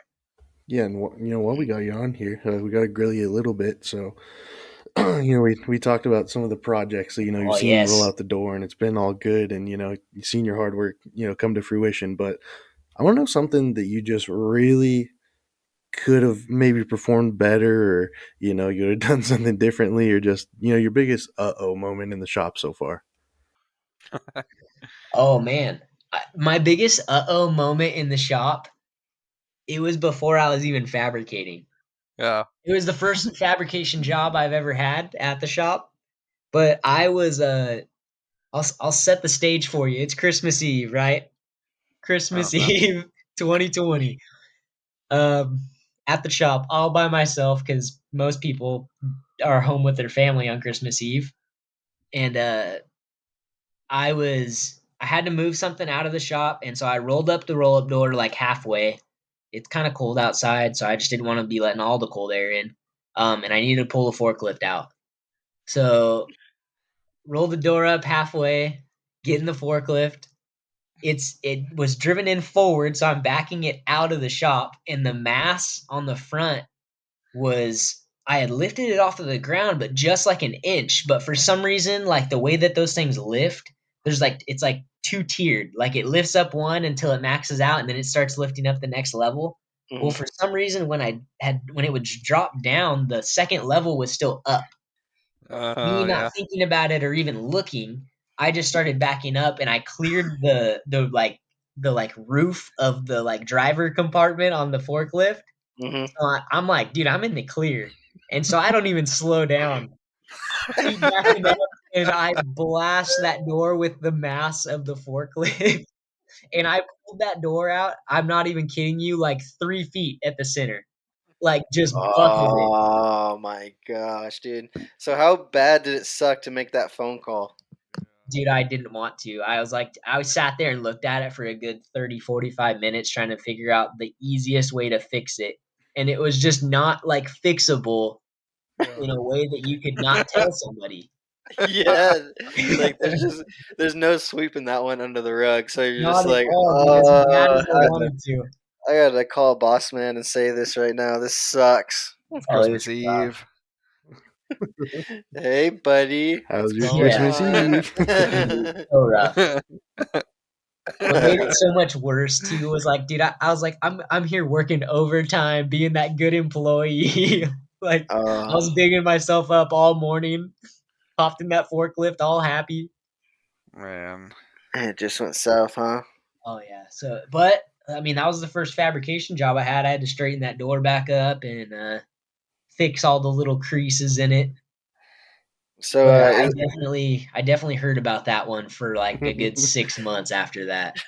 Anytime I had to pull the forklift out, you hear that beep, and somebody's like, "Hey, make sure that door's all the way open." yeah, man. So they were still letting you drive the forklift after that, or you were on the sidelines for a while? No, I was still on forklift duty because nobody nobody else was wanting to do the job that I had to get done. So, Uh-huh. and it's a lot better when they can make fun of me while I do it. So, Yeah, man, yeah, those that was forklifts can be definitely.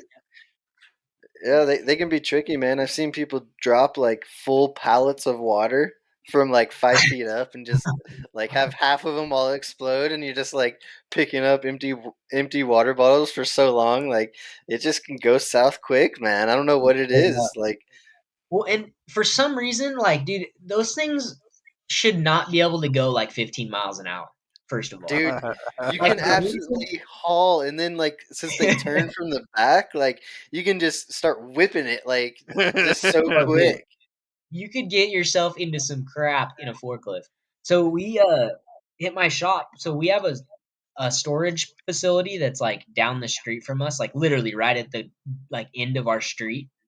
And so we have a couple big storage units over there, and we'll take like engines and stuff on the forklift down there.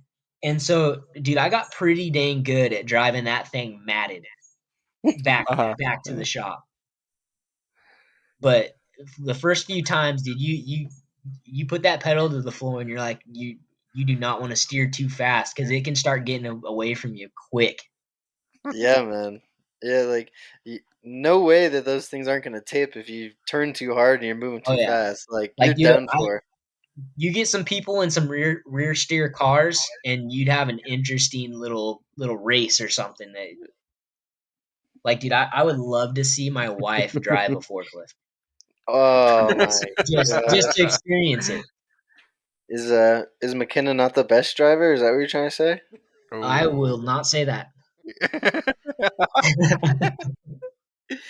Yeah, I gotta say, man, like, cause like Harper, like, she's actually a pretty good driver, man. Like when we go places together, like she's the primary driver, and like I actually gotta give it to her. She's actually pretty dang good. Like, there's always that stereotype about wives might not making the best drivers, but she's actually pretty dang good, man. Well, I have a question. Yeah, Is she right there? no, cause Okay. I just she wanted to can't. see if that was a gen. Yeah, she is. No, Okay. no, she ain't here. Oh, I just had to make sure. I didn't want you to be telling us lies just because she's sitting right next to you. I mean, she's not quite as good as me, but I mean that bar's pretty high. Oh, okay, okay. You know what I mean? I'm Yeah, pretty handy back there. yeah. That's the problem. Is I mean, I felt like I was a good driver, but I'll always have that forklift crashing into the door scenario, bringing me down from like a 10 to like an 8. Yeah. All right, one more thing before we kind of wrap up Kellen's whole timeline here. Obviously, the person that meant a lot to all of us was Grandma Peggy, and so I just kind of wanted to pick Kellen's brain, but obviously, there's a little collaborative effort of kind of what you learned from her. Lost her almost 10 years ago, so none of us really knew her as an adult, and so I just kind of want to pick your guys' brains about kind of what you learned from her as a young adult, or kind of what she taught us, or things we remember about how she kind of guided us through life before we were really adults, kind of thing. Man, gosh, so many good lessons for sure. Like, especially being an adult, thinking back at just how she drove the ship for this family, for sure. Like, thinking of like how we were all so like tight knit, I feel like has a lot to do with her. Um, I mean, we spent summers, whether I spent it at your guys' house, at our grandparents' house, at my house. Um, but I mean, I'm sure she had a big voice in our parents' decision to make that happen. Um, which is huge. I mean, we're all big family people, and dude, I couldn't imagine. I mean, you guys were in my wedding, so I mean, most people. I mean, I don't know if that's a weird thing or not, but I mean, you guys were the first people I could think of that I'd want standing next to me at my wedding. So, and I think a lot of that comes down to how we were raised and our upbringing for sure. And I think she was a huge part of that. Yeah, like I think my biggest takeaway was just her level of involvement in the family. Like, us being young boys at the time, like she would just take us for weeks at a time, and we'd just be staying at grandma and papa's house for like long periods of time, and like she'd have different activities planned for us, and like we'd spend one day baking, and then the next, like, we went on vacations with them down to San Diego and to different zoos and Sea World, and like just always a super high level of involvement with her, and like just all those memories that we made, and like how tight knit we became just because like she was willing to do that. You know what I mean? I think that's probably my biggest takeaway. Oh, for sure. Yeah, like we wouldn't be sitting here having all these crazy stories to talk about from being kids and doing crazy stuff without having her kind of be the catalyst to a lot of that. And another thing is she did not take any crap from anyone, like whether No. it's us, whether it's Papa Chuck, like our parents, like she was she was definitely in control. Dude, there were so many times where she would just like, I mean, us being boys and being just rambunctious, like we'd get in trouble. Like, and I remember just being so burnt, like, man, my grandma talking to me like that, like she's not my parent. Like, there's just those little thoughts that come into your head, and she just like whether it was out of pocket or not, like she was gonna say how she felt, and she was gonna discipline you how she felt, and I mean that's super cool. Yeah, man, like you're right. She just did not care. Like there's the infamous story, but she's at one of my football games, man. And she keeps telling my mom how the two ladies behind her are just talking way too much and like they're not even talking about the game. She keeps complaining to my mom like these two chatty Cathys behind her just will not stop talking. And so like she finally gets fed up enough and she turns around and she's like, "Hey, do you guys like Starbucks?" And they're like, "Yeah, sure." And she's like, "Well, here's a Starbucks gift card. Why don't you go there so you can finish this discussion?" And bro, it's Coach Dinman's wife. Legendary Coach Dinman's Oh wife my in the gosh. stands, bro. And like Yes. when I heard this story, I was just like, "Oh no." Like I was just praying that like maybe she didn't know that Grandma Peggy was related to me. Well, You know what you I know she mean? was Like it wearing didn't that. come Yeah. back to me. You know she was Like wearing she that just infamous did green not jersey that care. said Grandma Curry on the back of it. Yeah, you Yeah, were kind of dude, it was a you were dead giveaway toasted. for sure. Yeah, for sure. Like, dude, she was just like she would always come to all the sporting events. Like I Yep. said, like just straight up take us on vacation, like out of town for long periods of time. Like just super high level involvement in our lives, like throughout. You know. Yeah, Yeah, I for mean, sure. personally, I think I'd say like she always taught us to like, if you see something, say something, whether it was like each other, or even out in public, she'd see something, whether it's someone having a bad day or something, and she would always, try to engage with those people, or if it was a server who gave her a speck of pepper on her freaking burger that she ordered, she'd give him shit for it.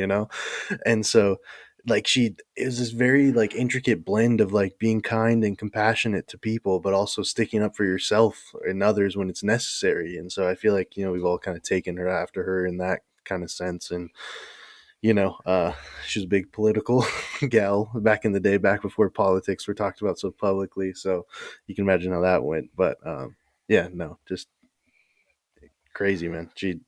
I feel like she taught us all so much, man. Oh, for sure. Yeah, I Yeah, think I still haven't figured out how to get that grande drink in the venti cup like she used to do. I Dude, don't know she how to was swindle that one, but I wish yeah, I knew. she was finessing Starbucks hard back in the day before menu hacks were like a thing. Oh You yeah, know for what I mean? sure. She was on that grind already. yeah, I was just gonna say I think something that like I always thought was really like really crazy that just kind of I mean being boys on a football team in Kellen, I mean you had a whole friend circle involved with your sports and all that stuff, but just the just like kind of the love that she showed for like all of our people too, like all of our friends. It kind of always just felt like everyone had a seat at the table, like if they were in our lives, like it was important to her. She was very extremely family oriented, and I mean just my buddy Ray, my buddy Skylar, Ty, all your friends, Chach, all your friends. It's like, same thing. And I thought that was always really admirable that she didn't care, where you were from or what was said about you before, but you were there then. So that's what's important to her. So. Yeah, boys, you got any funny like Grandma Piggy stories? Because I don't know if you guys remember this one, but there's this one time where she was getting gas at Fast Trip, and she went to go step over like the line that goes into the pump for the gas, and she trips on it and falls, and she's like an older lady, so like all the attendants come out and like seeing if she's all right, and she's got to like fill out an official like accident report for Fast Trip, bro. And and what she write on there? She on the official accident report, it was Yeah. like my legs are longer than I remember them to be, or something like that. Oh, That was her reason for falling, bro. that The, was the people awesome. are the people are probably just thinking like, what is going on? Dude, that was for sure hung up in the office for a while. I guarantee it. But yeah, man, like, you guys got any funny or memorable Grandma Peggy stories? Oh, I know where Logan's gonna go. I I, would assume Logan would be bringing up the infamous McClintock strip. oh yeah. One of giant hamburgers for Logan and a few too many drinks for Grandma Peggy. Yeah. Let Schmag tell it. Schmag, how do you remember it? Yeah, so there's a restaurant for everyone listening in Pismo Beach. It's called McClintock's. It's like this famous steakhouse that anytime we're in the Central Coast, we always try to stop in there.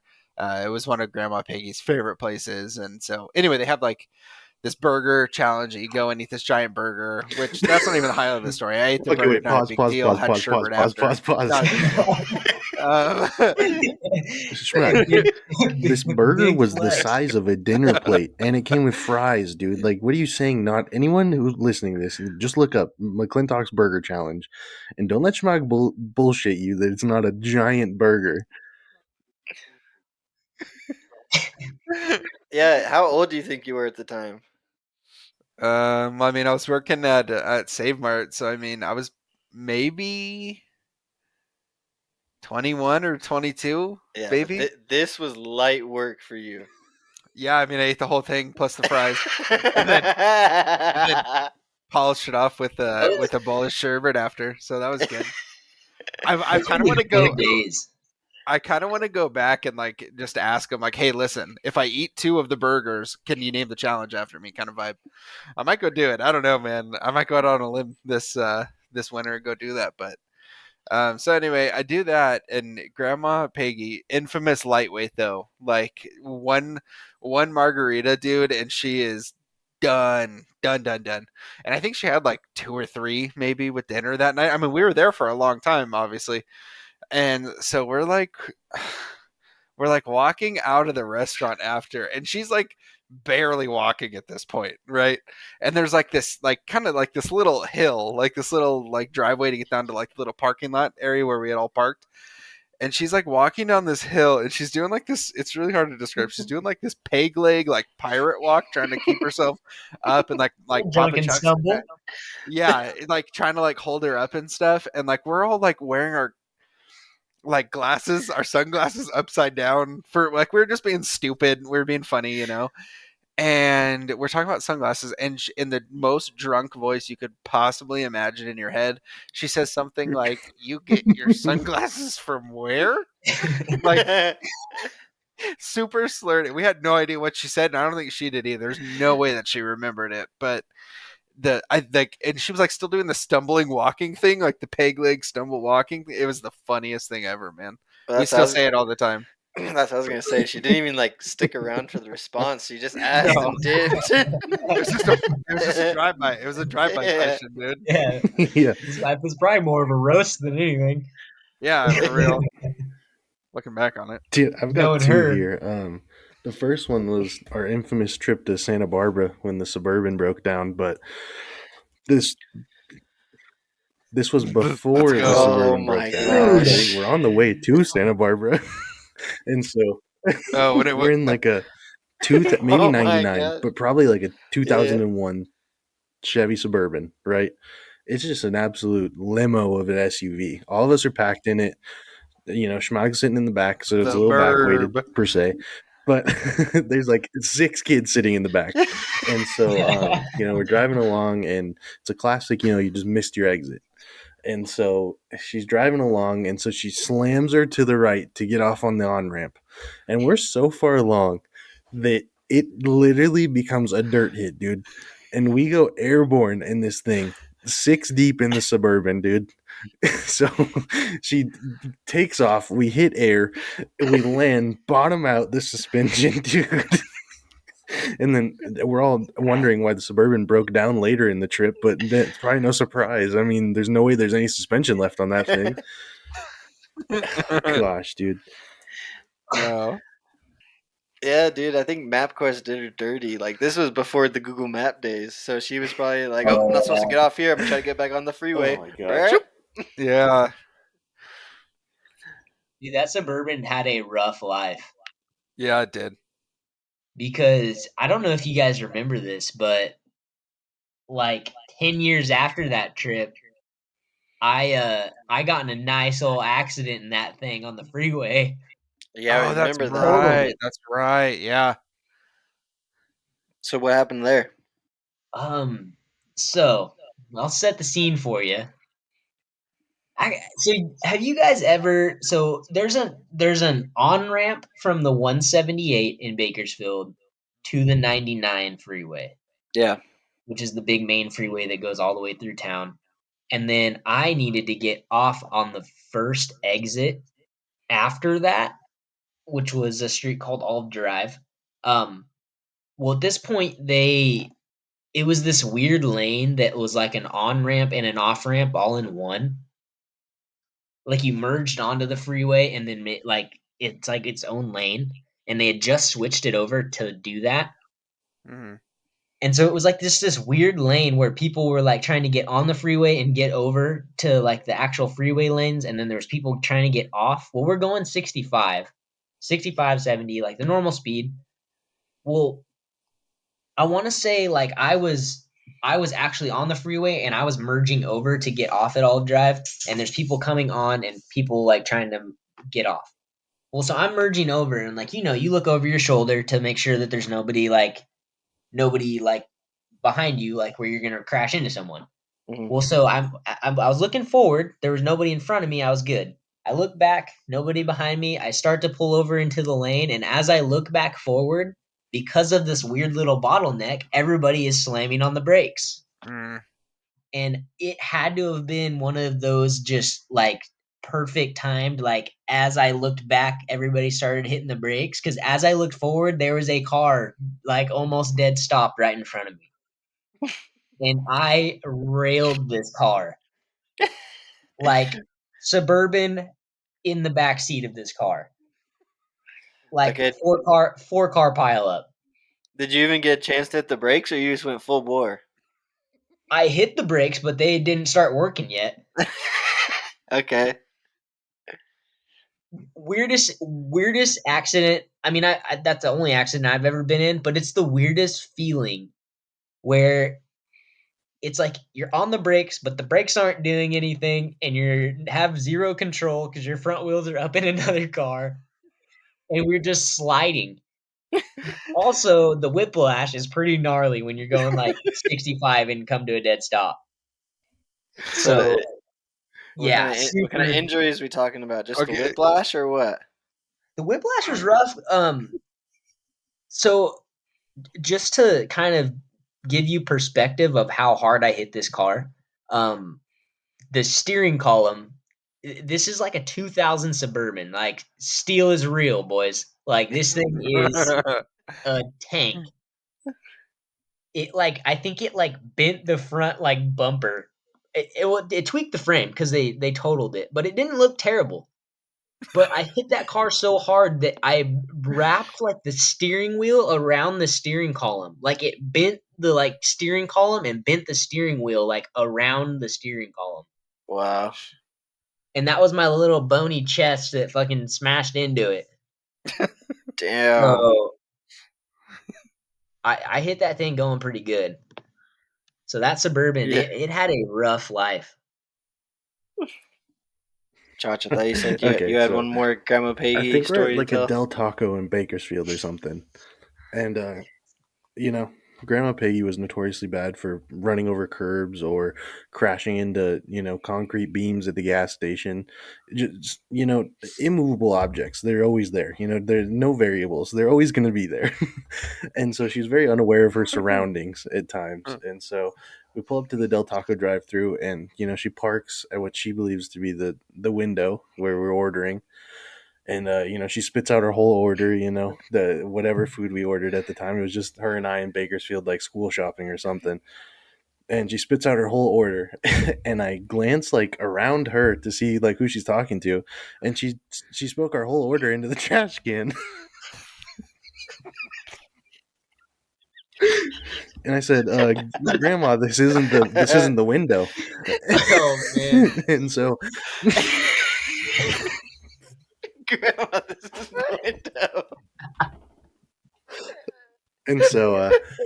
we pull forward, and so she Oh goes man. past the like where you ordered the speaker, and just goes right to the window, and then, and then like reorders the food, and the people are like, "Why didn't you order the speaker?" And she was, and Because your trash can was broken, duh. And so, long story short, she orders the food, and then they make us pull around to the Oh my front because, of course, the gosh. food isn't ready by the time we're at the window. And so, but yeah, no, that's it was so legendary, dude. Oh man. Yeah, she just gets all Yeah, I once frustrated, talked to so she people's just goes manager and straight to shit. the window.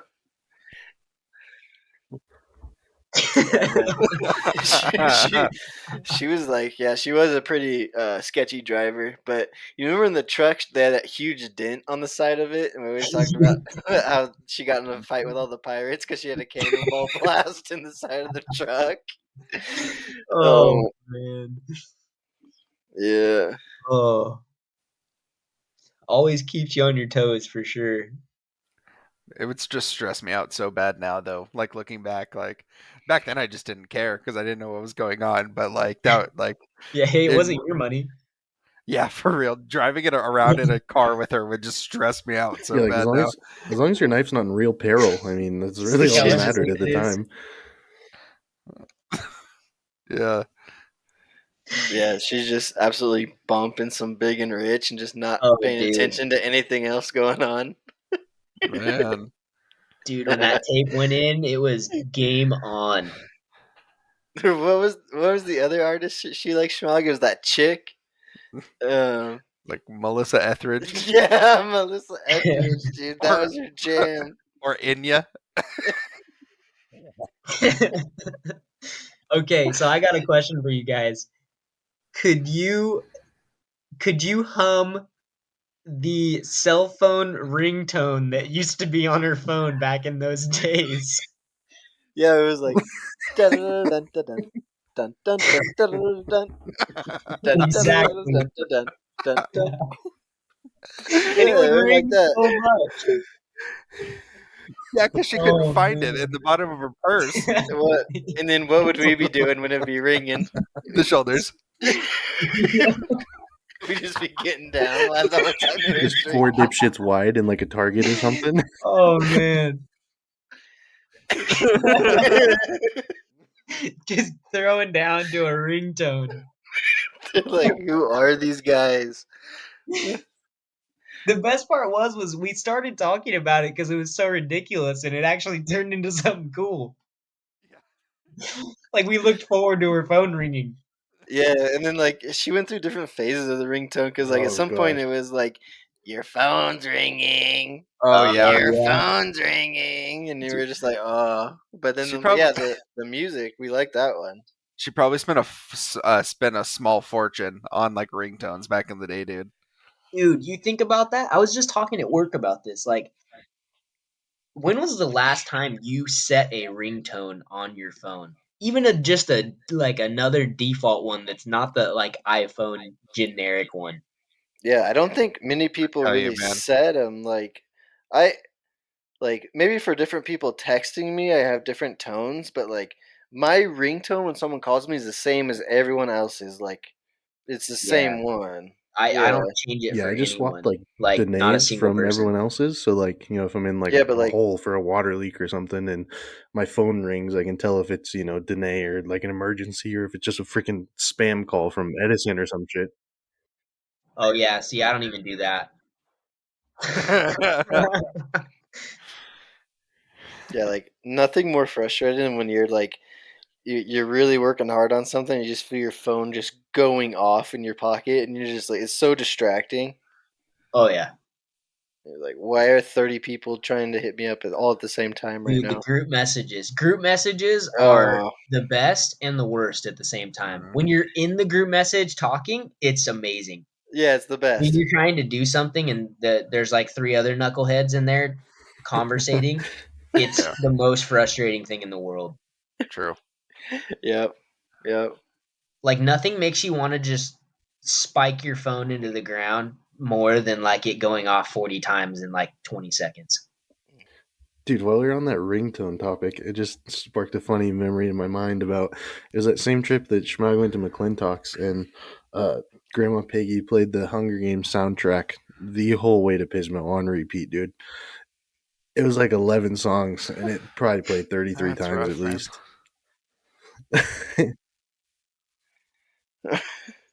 Yeah, uh, she was deep into the Hunger Games and the Hunger Games soundtrack. I remember that, and like she would do that for just like the most random movie series and stuff. Like just be all about it. Like she loves Star Wars, Hunger Games, like all that kind of stuff.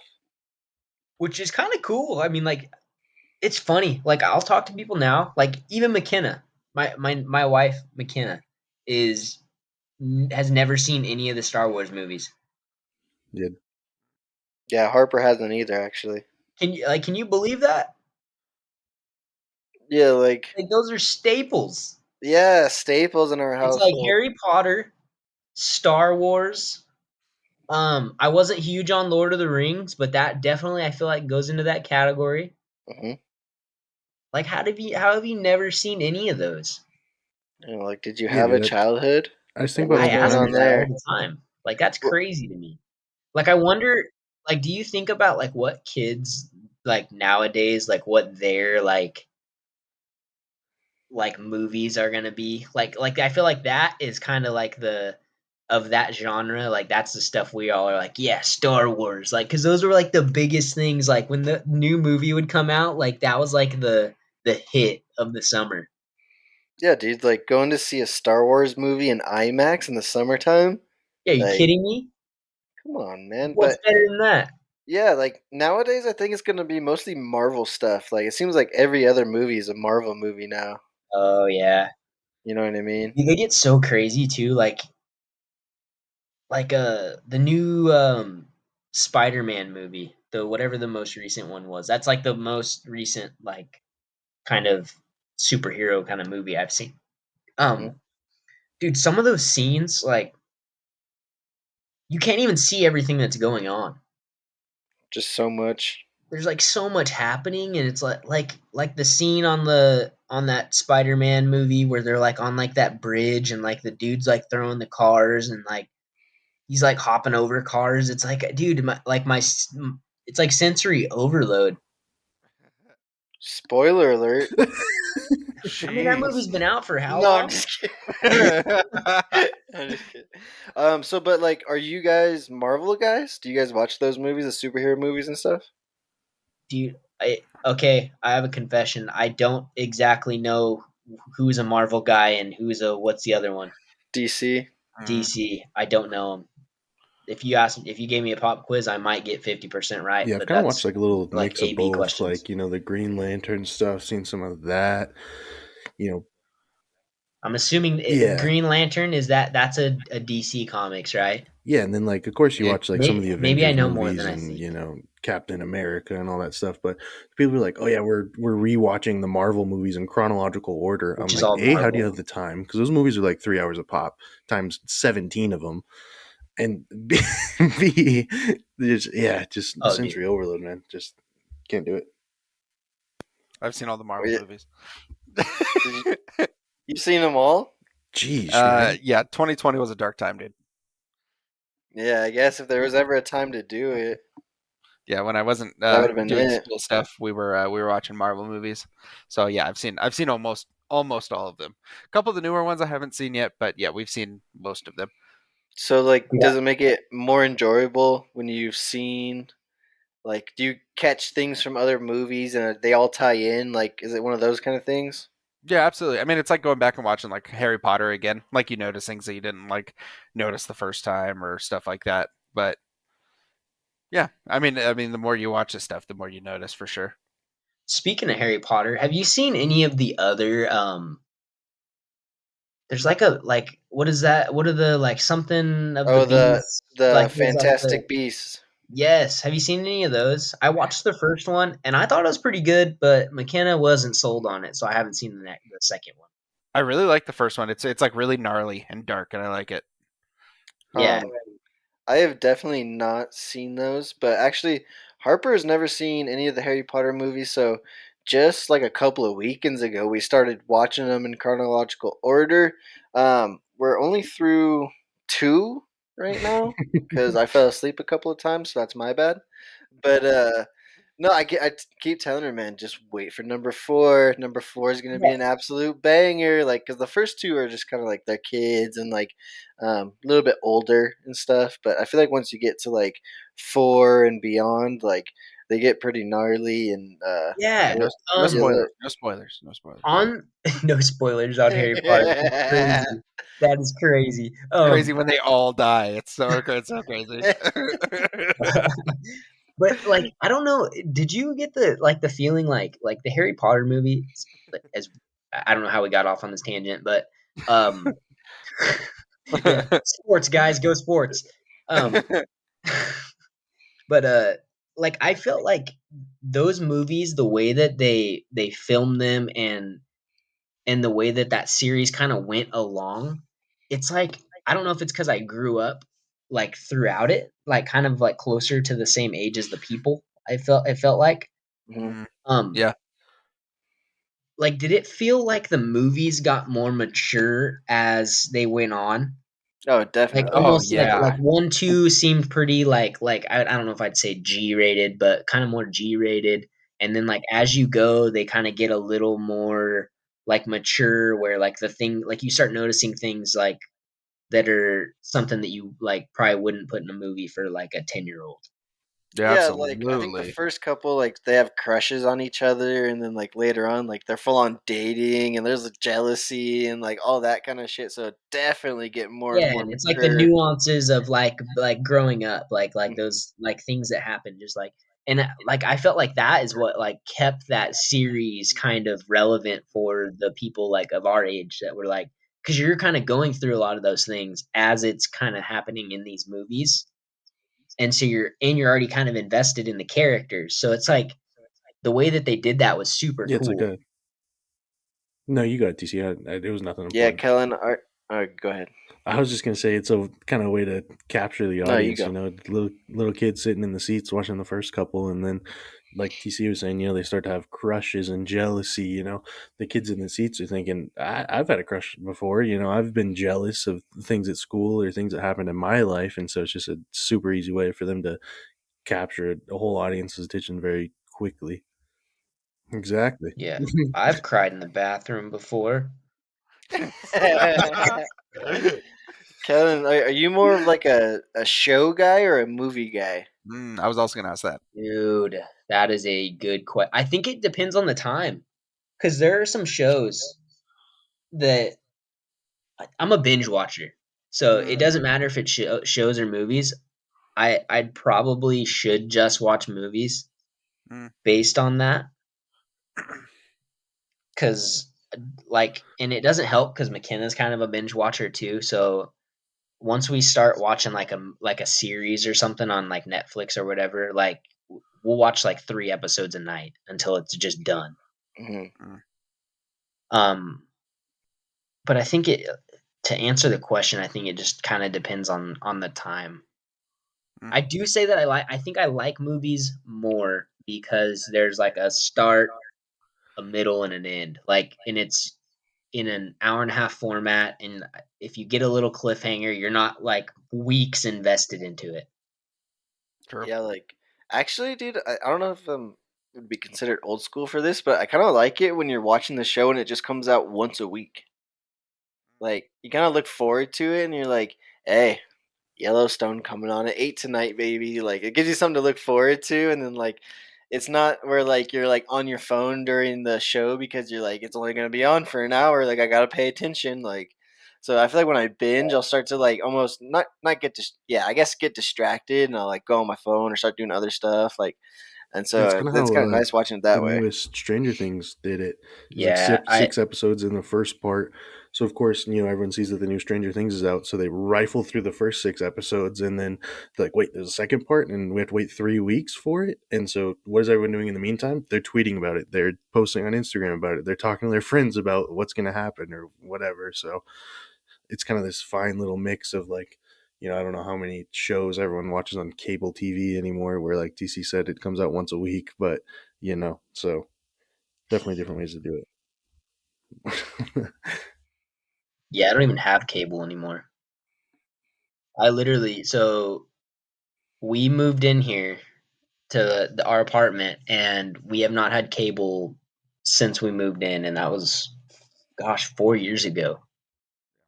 Well, you can get like those subscription services and like you can still watch live events and stuff. Like if you want to watch Supercross or whatever, and then it's a lot cheaper to do it just buy the app or whatever. Yeah, it's like yeah, because I mean, maybe if you add them all up, like it may end up close, but I'm gonna end up getting Netflix or Amazon Prime or something anyway, Hmm. because that's where you're gonna watch movies and stuff. So you might as well do that rather than pay for cable subscription on top of it.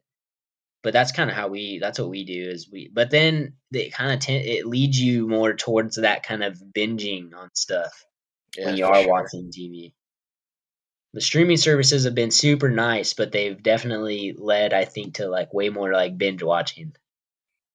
But I do like what Chach was saying about the like the little short series, like how like I don't know if you guys have noticed like a lot of shows, like maybe not the first season, but like as seasons go on, they start doing like half seasons where Mm, it'll be like part one, part two, or like like something like that. That is kind of cool because then it feels like it's not like you like sit there and you watch 20 episodes of something and then it's just gone for a year and a half. right.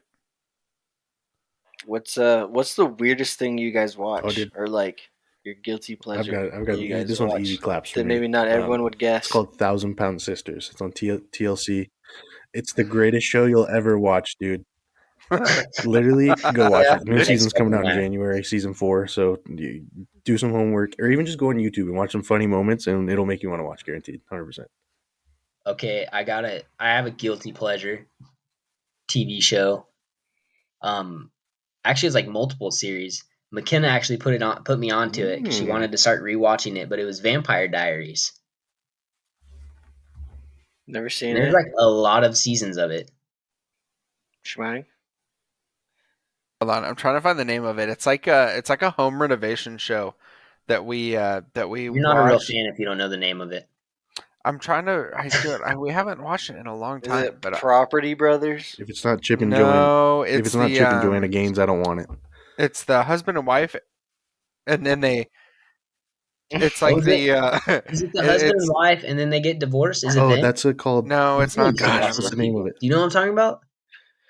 I, And then Their they names still are work together. their names are Ben and Aaron Napier, and they buy a bunch of like houses in the small southern town, and they like renovate them, and they've like renovated a ton of homes in it's like a this. flipping show. Yeah, man, I'm trying to find the name of it, but I'm having just a really tough time finding the name of it for some reason. You Yeah, I know guess their names and their life stories, but you don't know the name of the TV show.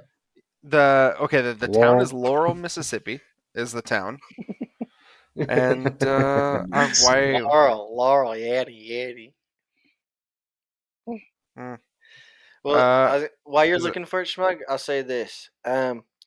For me, it's gonna be like the weird reality TV shows. Like I'm sure probably all of our uh, wives, or in my case, fiancés, watch this. But it's like it'll be like Love Island or like stuff like that, and they'll start watching it, and you're like, oh, I'm gonna hate this show, and you're like on your phone, and then like after like 2 or 3 episodes, they're like fully invested in it. You're like actually watching it. You're like, oh damn! Like, what's Kenny gonna do? Is he gonna stay with Melissa, or is he gonna go back to old Chloe over there? Like, I have no idea. Dude. So I definitely watched some of that. But then also on Netflix, there's this like, I guess this is probably the weirdest thing I watch. It would be a World War II documentary show. It's like a limited Dude, series. It's called like I World always War see II that. in color. I And always see like that for on mom and some dad's reason, Netflix. I'm like like, who is I'll How just did watching you this watch. do on our that? account right now? And it's freaking Ty. This one. Yeah, man. Like I don't know what it is. Like it's just fascinating to me. Like just I don't know. Like so it. I don't know. It's the weirdest thing I watch. Okay, got the name. It's called Hometown, and Ben and Aaron Napier are the husband and wife, and it's a really really good show. They do like crazy work on these houses, and the people buying the houses are either from there or moving back there, and it's really really cool. And they've renovated like businesses and stuff in this town and stuff, and it's a really really good show. If you're in it all to like renovation shows and that kind of stuff, definitely give that one a watch. Yeah, dude. HGTV. Like as an adult, I get it now. Oh yeah, for sure. I Like, get it, man. maybe I should redo my I feel like it fireplace. would just stress me out though. Oh And yeah. it just make me like think of all of the things I haven't gotten to. Yeah. Quick break from the pod, boys. Tell you about our presenting partner, Dubby. Unlike any other drink in the category, Dubby prides themselves on developing a tried and true clean energy formula. With the patented Neurofactor formula, it can get you stay locked in all day with no crash or jitters. With no calories, no sugar, no maltodextrin, no fillers, or artificial colors, why not choose Dubby? Visit w.gg and use code KEEPITDOWN for 10% off your purchase. Again, that's code KEEPITDOWN, all caps, no spaces, for 10% off your purchase at w.gg. Back to the pod. Yeah, man. I actually watched like a couple of HGTV shows, but My Lottery Dream Home banger. But also Yeah. sometimes I get kind of pissed off because like it'll be like a My Lottery Dream Home, and like these guys are only gonna spend like 250K, and it's like a 3 bed, 2 bath, like in the middle of Michigan or something. I'm like, dude, if I'm watching this show, I'm trying to see a mansion out on the lake. You know what I Yes. mean? Like I'm I trying don't to know. see some elite property out here, not a 3 bed, 2 bath. Yeah, like what did you win the lottery on the first day? Yeah, for real. Like, You're the come most on, Dude, man. unlucky that just lucky reminded person me. in the world. We were scrolling around on cable the other Yeah. night, and Cribs made a comeback. MTV's Cribs, baby. And so, they're showing Oh some man. new Dude, houses and stuff like that, and it doesn't look like Hmm. it's from Vietnam when you turn it on the TV or anything like that. It's not all pixelated and glitchy and stuff. So you can see like some newer houses and cars, and it's crazy, man. It's making a comeback. dude, speaking of cribs, do you guys remember the Ryan Nyquist one? I don't Mm-mm. know if you guys remember that one where he's like going through like this dude is so BMX guy Ryan Nyquist was on Cribs and he's like going through his house and like he's got all these dirt jumps and ramps in the backyard and yada yada and he's like going through like just he's this goofy dude and he's going through his refrigerator down like in his shop and he's like talking about how he's got this Cristal in his refrigerator and it's like these bottles and he's like, "Yeah, it's this. Everybody's been drinking this Cristal." And he's like, "I got these ones down here, and they're like the Cristal Light. They're supposed to be the healthier version." And it's like just these Crystal Light drinks that he's got in his fridge. Yeah, The dude. dude's like Uh, 30 at this point, like grown man, like full fledged like 10-year-old in his brain. Yeah, dude. OG Cribs was really classic. Oh, and got Josh brought up the old Pimp My Rides earlier. Like, dude, MTV Oh, was something else. Like yeah. 15 years ago, like dude, that Pimp was My Ride. They'd be like, "Oh, we heard you like Slurpee, so we put a Slurpee machine in your car." You'd be like, dude. "Why would you do that?" Seems like it'd be very messy. Why? Why? I'm not gonna refill it. Kind of a one-time use here. I don't even know where to get that. It ain't Yeah, even blue raspberry. yeah. Are you kidding me? Dude, that show was So absolutely cheap. ridiculous. And just like a ridiculous amount of subs. Like it like there'd be like a dude with like some Astro van. Like why would I ever want my Astro van pimped? And why Because does it need spinners? And why was X to the Z Exhibit the host of that show? Dude, could Like, you imagine? Just I remember like just wishing like I was only like 13. But dude, exhibit coming to my crib, pimp my ride. How sick that would be. Like I'm so curious, like as an adult, like what the like vetting process on that show was. yeah. Mom, Dad, quick! It's X to the Z. He wants a big car. It's X to the Z. Well, yeah, like it's interesting because and then like on the what was it, Extreme Home Makeover show, the one with what was that guy's name, Ty Warren or something? You know what I'm talking about, Schmug? Yeah, I think you're right. Was it Taiwan? I think you might be right. I don't know, I'm not sure on the name, but anyways, a lot of like reports and stuff came out after that show. Like, obviously, the premise of the show is they take a rundown house and flip it and make it really nice, and they surprise the family, and oh my gosh, look at our house and all that stuff, much like Pimp My Ride. But a lot of reports came out saying that like it was the house just looked good for the cameras and like was like ripping at the seams and stuff was like taped together and stuff. So I wonder Hmm. what the quality of craftsmanship was on some of these older shows.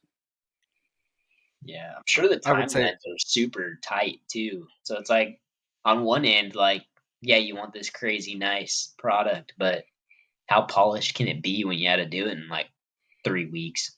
but See, that's what kids they don't get to deal with that stuff these days. Like just see those kinds of shows these days. yeah, they won't ever get it. Even like have you guys seen the new SpongeBob? They're still making SpongeBob episodes? No, Dude, we it's watch the not older ones sometimes.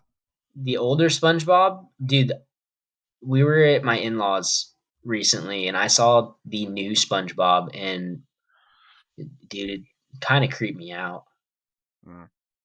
It's like they like reanimated it, so it's like it's SpongeBob like 2.0, and it like somebody new like drew all of the characters and they're all different and they look funny. Yeah, so it's just like a almost like an alternate universe, but it's still the same SpongeBob. Yeah. It's just not the same. It's not the Dude, same without speaking of dirty. cartoons, I was at Without McDonald's the dirty other animals. day and there was this dude that I swear to you looked just like Jimmy Neutron. Like straight up Jimmy Neutron hair. Like I think he had one of those machines in his house that gave him the hairdo. Mm, you He's could be running right. around with a mechanical dog. I didn't Goddard. see one. It could have been behind the counter. Yeah, It could have been the counter. You're right. Yeah, it's funny you're talking about old SpongeBob and like four characters just came to my mind, and it's kind of alarming that I can remember that many characters from that show. But Dude, there were so many good cartoons back in the days. I Chach, feel do like you have our parents probably thought the same thing, though. Chach, do you have a particular favorite Oh song from gosh, SpongeBob? Maybe what's it called, mm, because you got to. I, Oh, dude? I know dude, an I Okay, absolute so I do. worked this banger summer at is DWP, "This right? Grill Is And Not that a was our Home." absolute theme song. I would belt it out on this podcast. Dude, I was really No, dude, expecting because like we're a like, Goofy Goober plug I was about to right say there. Goofy Goober, Goofy Goober, But not the like yeah, I plain one, mean, like Gary Come the Home rocked out rock slaps. one. version. This Yeah, grill is not a home. We played that in the car sometimes. I mean, there's just so many iconic songs. I mean, the list goes on and on. so many good ones. How can you Boys, we got choose just anything a else for couple? You Kellen know. here to wrap up, kind of? Any No, man. I think he's gonna be happy to get a break from the hot seat. You know, we really put him through the ringer today. Yeah. Oh man, it was good, man. I'm Yeah, feeling and then alive now. Is this the first podcast you done? hey, Very first podcast. Yeah, You done as good, yeah, kid. as I mean, I've been listening in, man. I've been taking notes. I'm just glad I didn't have to guess any colleges for professional athletes or anything, though. I was totally stressing on that one. You're like, oh god, I'm gonna just I'm look like, man, stupid. yeah. I mean, we get outside of like Friggin' Richard Sherman and Tim Tebow. I'm screwed. Okay, and then K Wolf, you got any shout outs you want to give? Oh Or man. I know your car shop probably has an Instagram. If you want to plug that, let everyone know where to check them out at. Post a bunch of cool shit. Yeah. I would say a few people. I mean, I gotta say, um, just someone that's kind of given me a different perspective on I'd say life in a way, as weird as that may sound. Um, Jet Reynolds, um, just I feel like he's kind of like a brother to me now. I had been training with him for a while, and that kid's gonna be going places. So anybody interested in motocross, I would say go check out Jet Reynolds if you haven't already. Um, Check out Ironworks Speed and Custom with a K on Instagram. That's the hot rod shop that I work at. We build real high end cars, so if you're into that sort of thing, that'd be a cool thing to go check out. And then just, I mean, shoot, thanks to you guys. I mean, this was super fun. Definitely therapeutic sitting in here just chatting it up. Yeah, man, I think we all had a great time, and just absolute pleasure to have you on, my guy. Thanks for joining us. Oh yeah, anytime, man. It's super fun, super fun. Yeah, I mean, guest number one is definitely a repeat guest. I know this is our longest podcast. So for those of you still listening and you made it this far, congrats. There's no prize, but you still get to listen to us more. But I mean, we could go on for days talking about stuff. So Kellen will be back on soon. So everybody stay Yeah, tuned so for all that is that. effectively going to do Yes, it for sir. Yes, episode sir. 11 of the Keep It Down podcast. Um, Follow us on Instagram at Keep It Down Pod. Post podcast and exclusive content weekly. Sure to give us a like, follow, all that stuff, and be sure to tag Kellen and his shop and all that good stuff in the post. So give him a follow, do all that good stuff. He posts a whole bunch of inside looks at his shop and how cool the guy he is in general. So, boys, want to give a quick sign out? Yeah, guys, thanks for listening. Episode 11 in the books. Hope you guys enjoyed the switch up. Yeah, thank you everyone so much for listening. Yeah, Caleb, We'll thanks catch you for in coming episode on again, 12. man. See you It was later. a great time as usual. Yeah, dude, that was awesome. It's gonna be I didn't long. realize how late it All was right, until boys. I just checked. Take care. Done.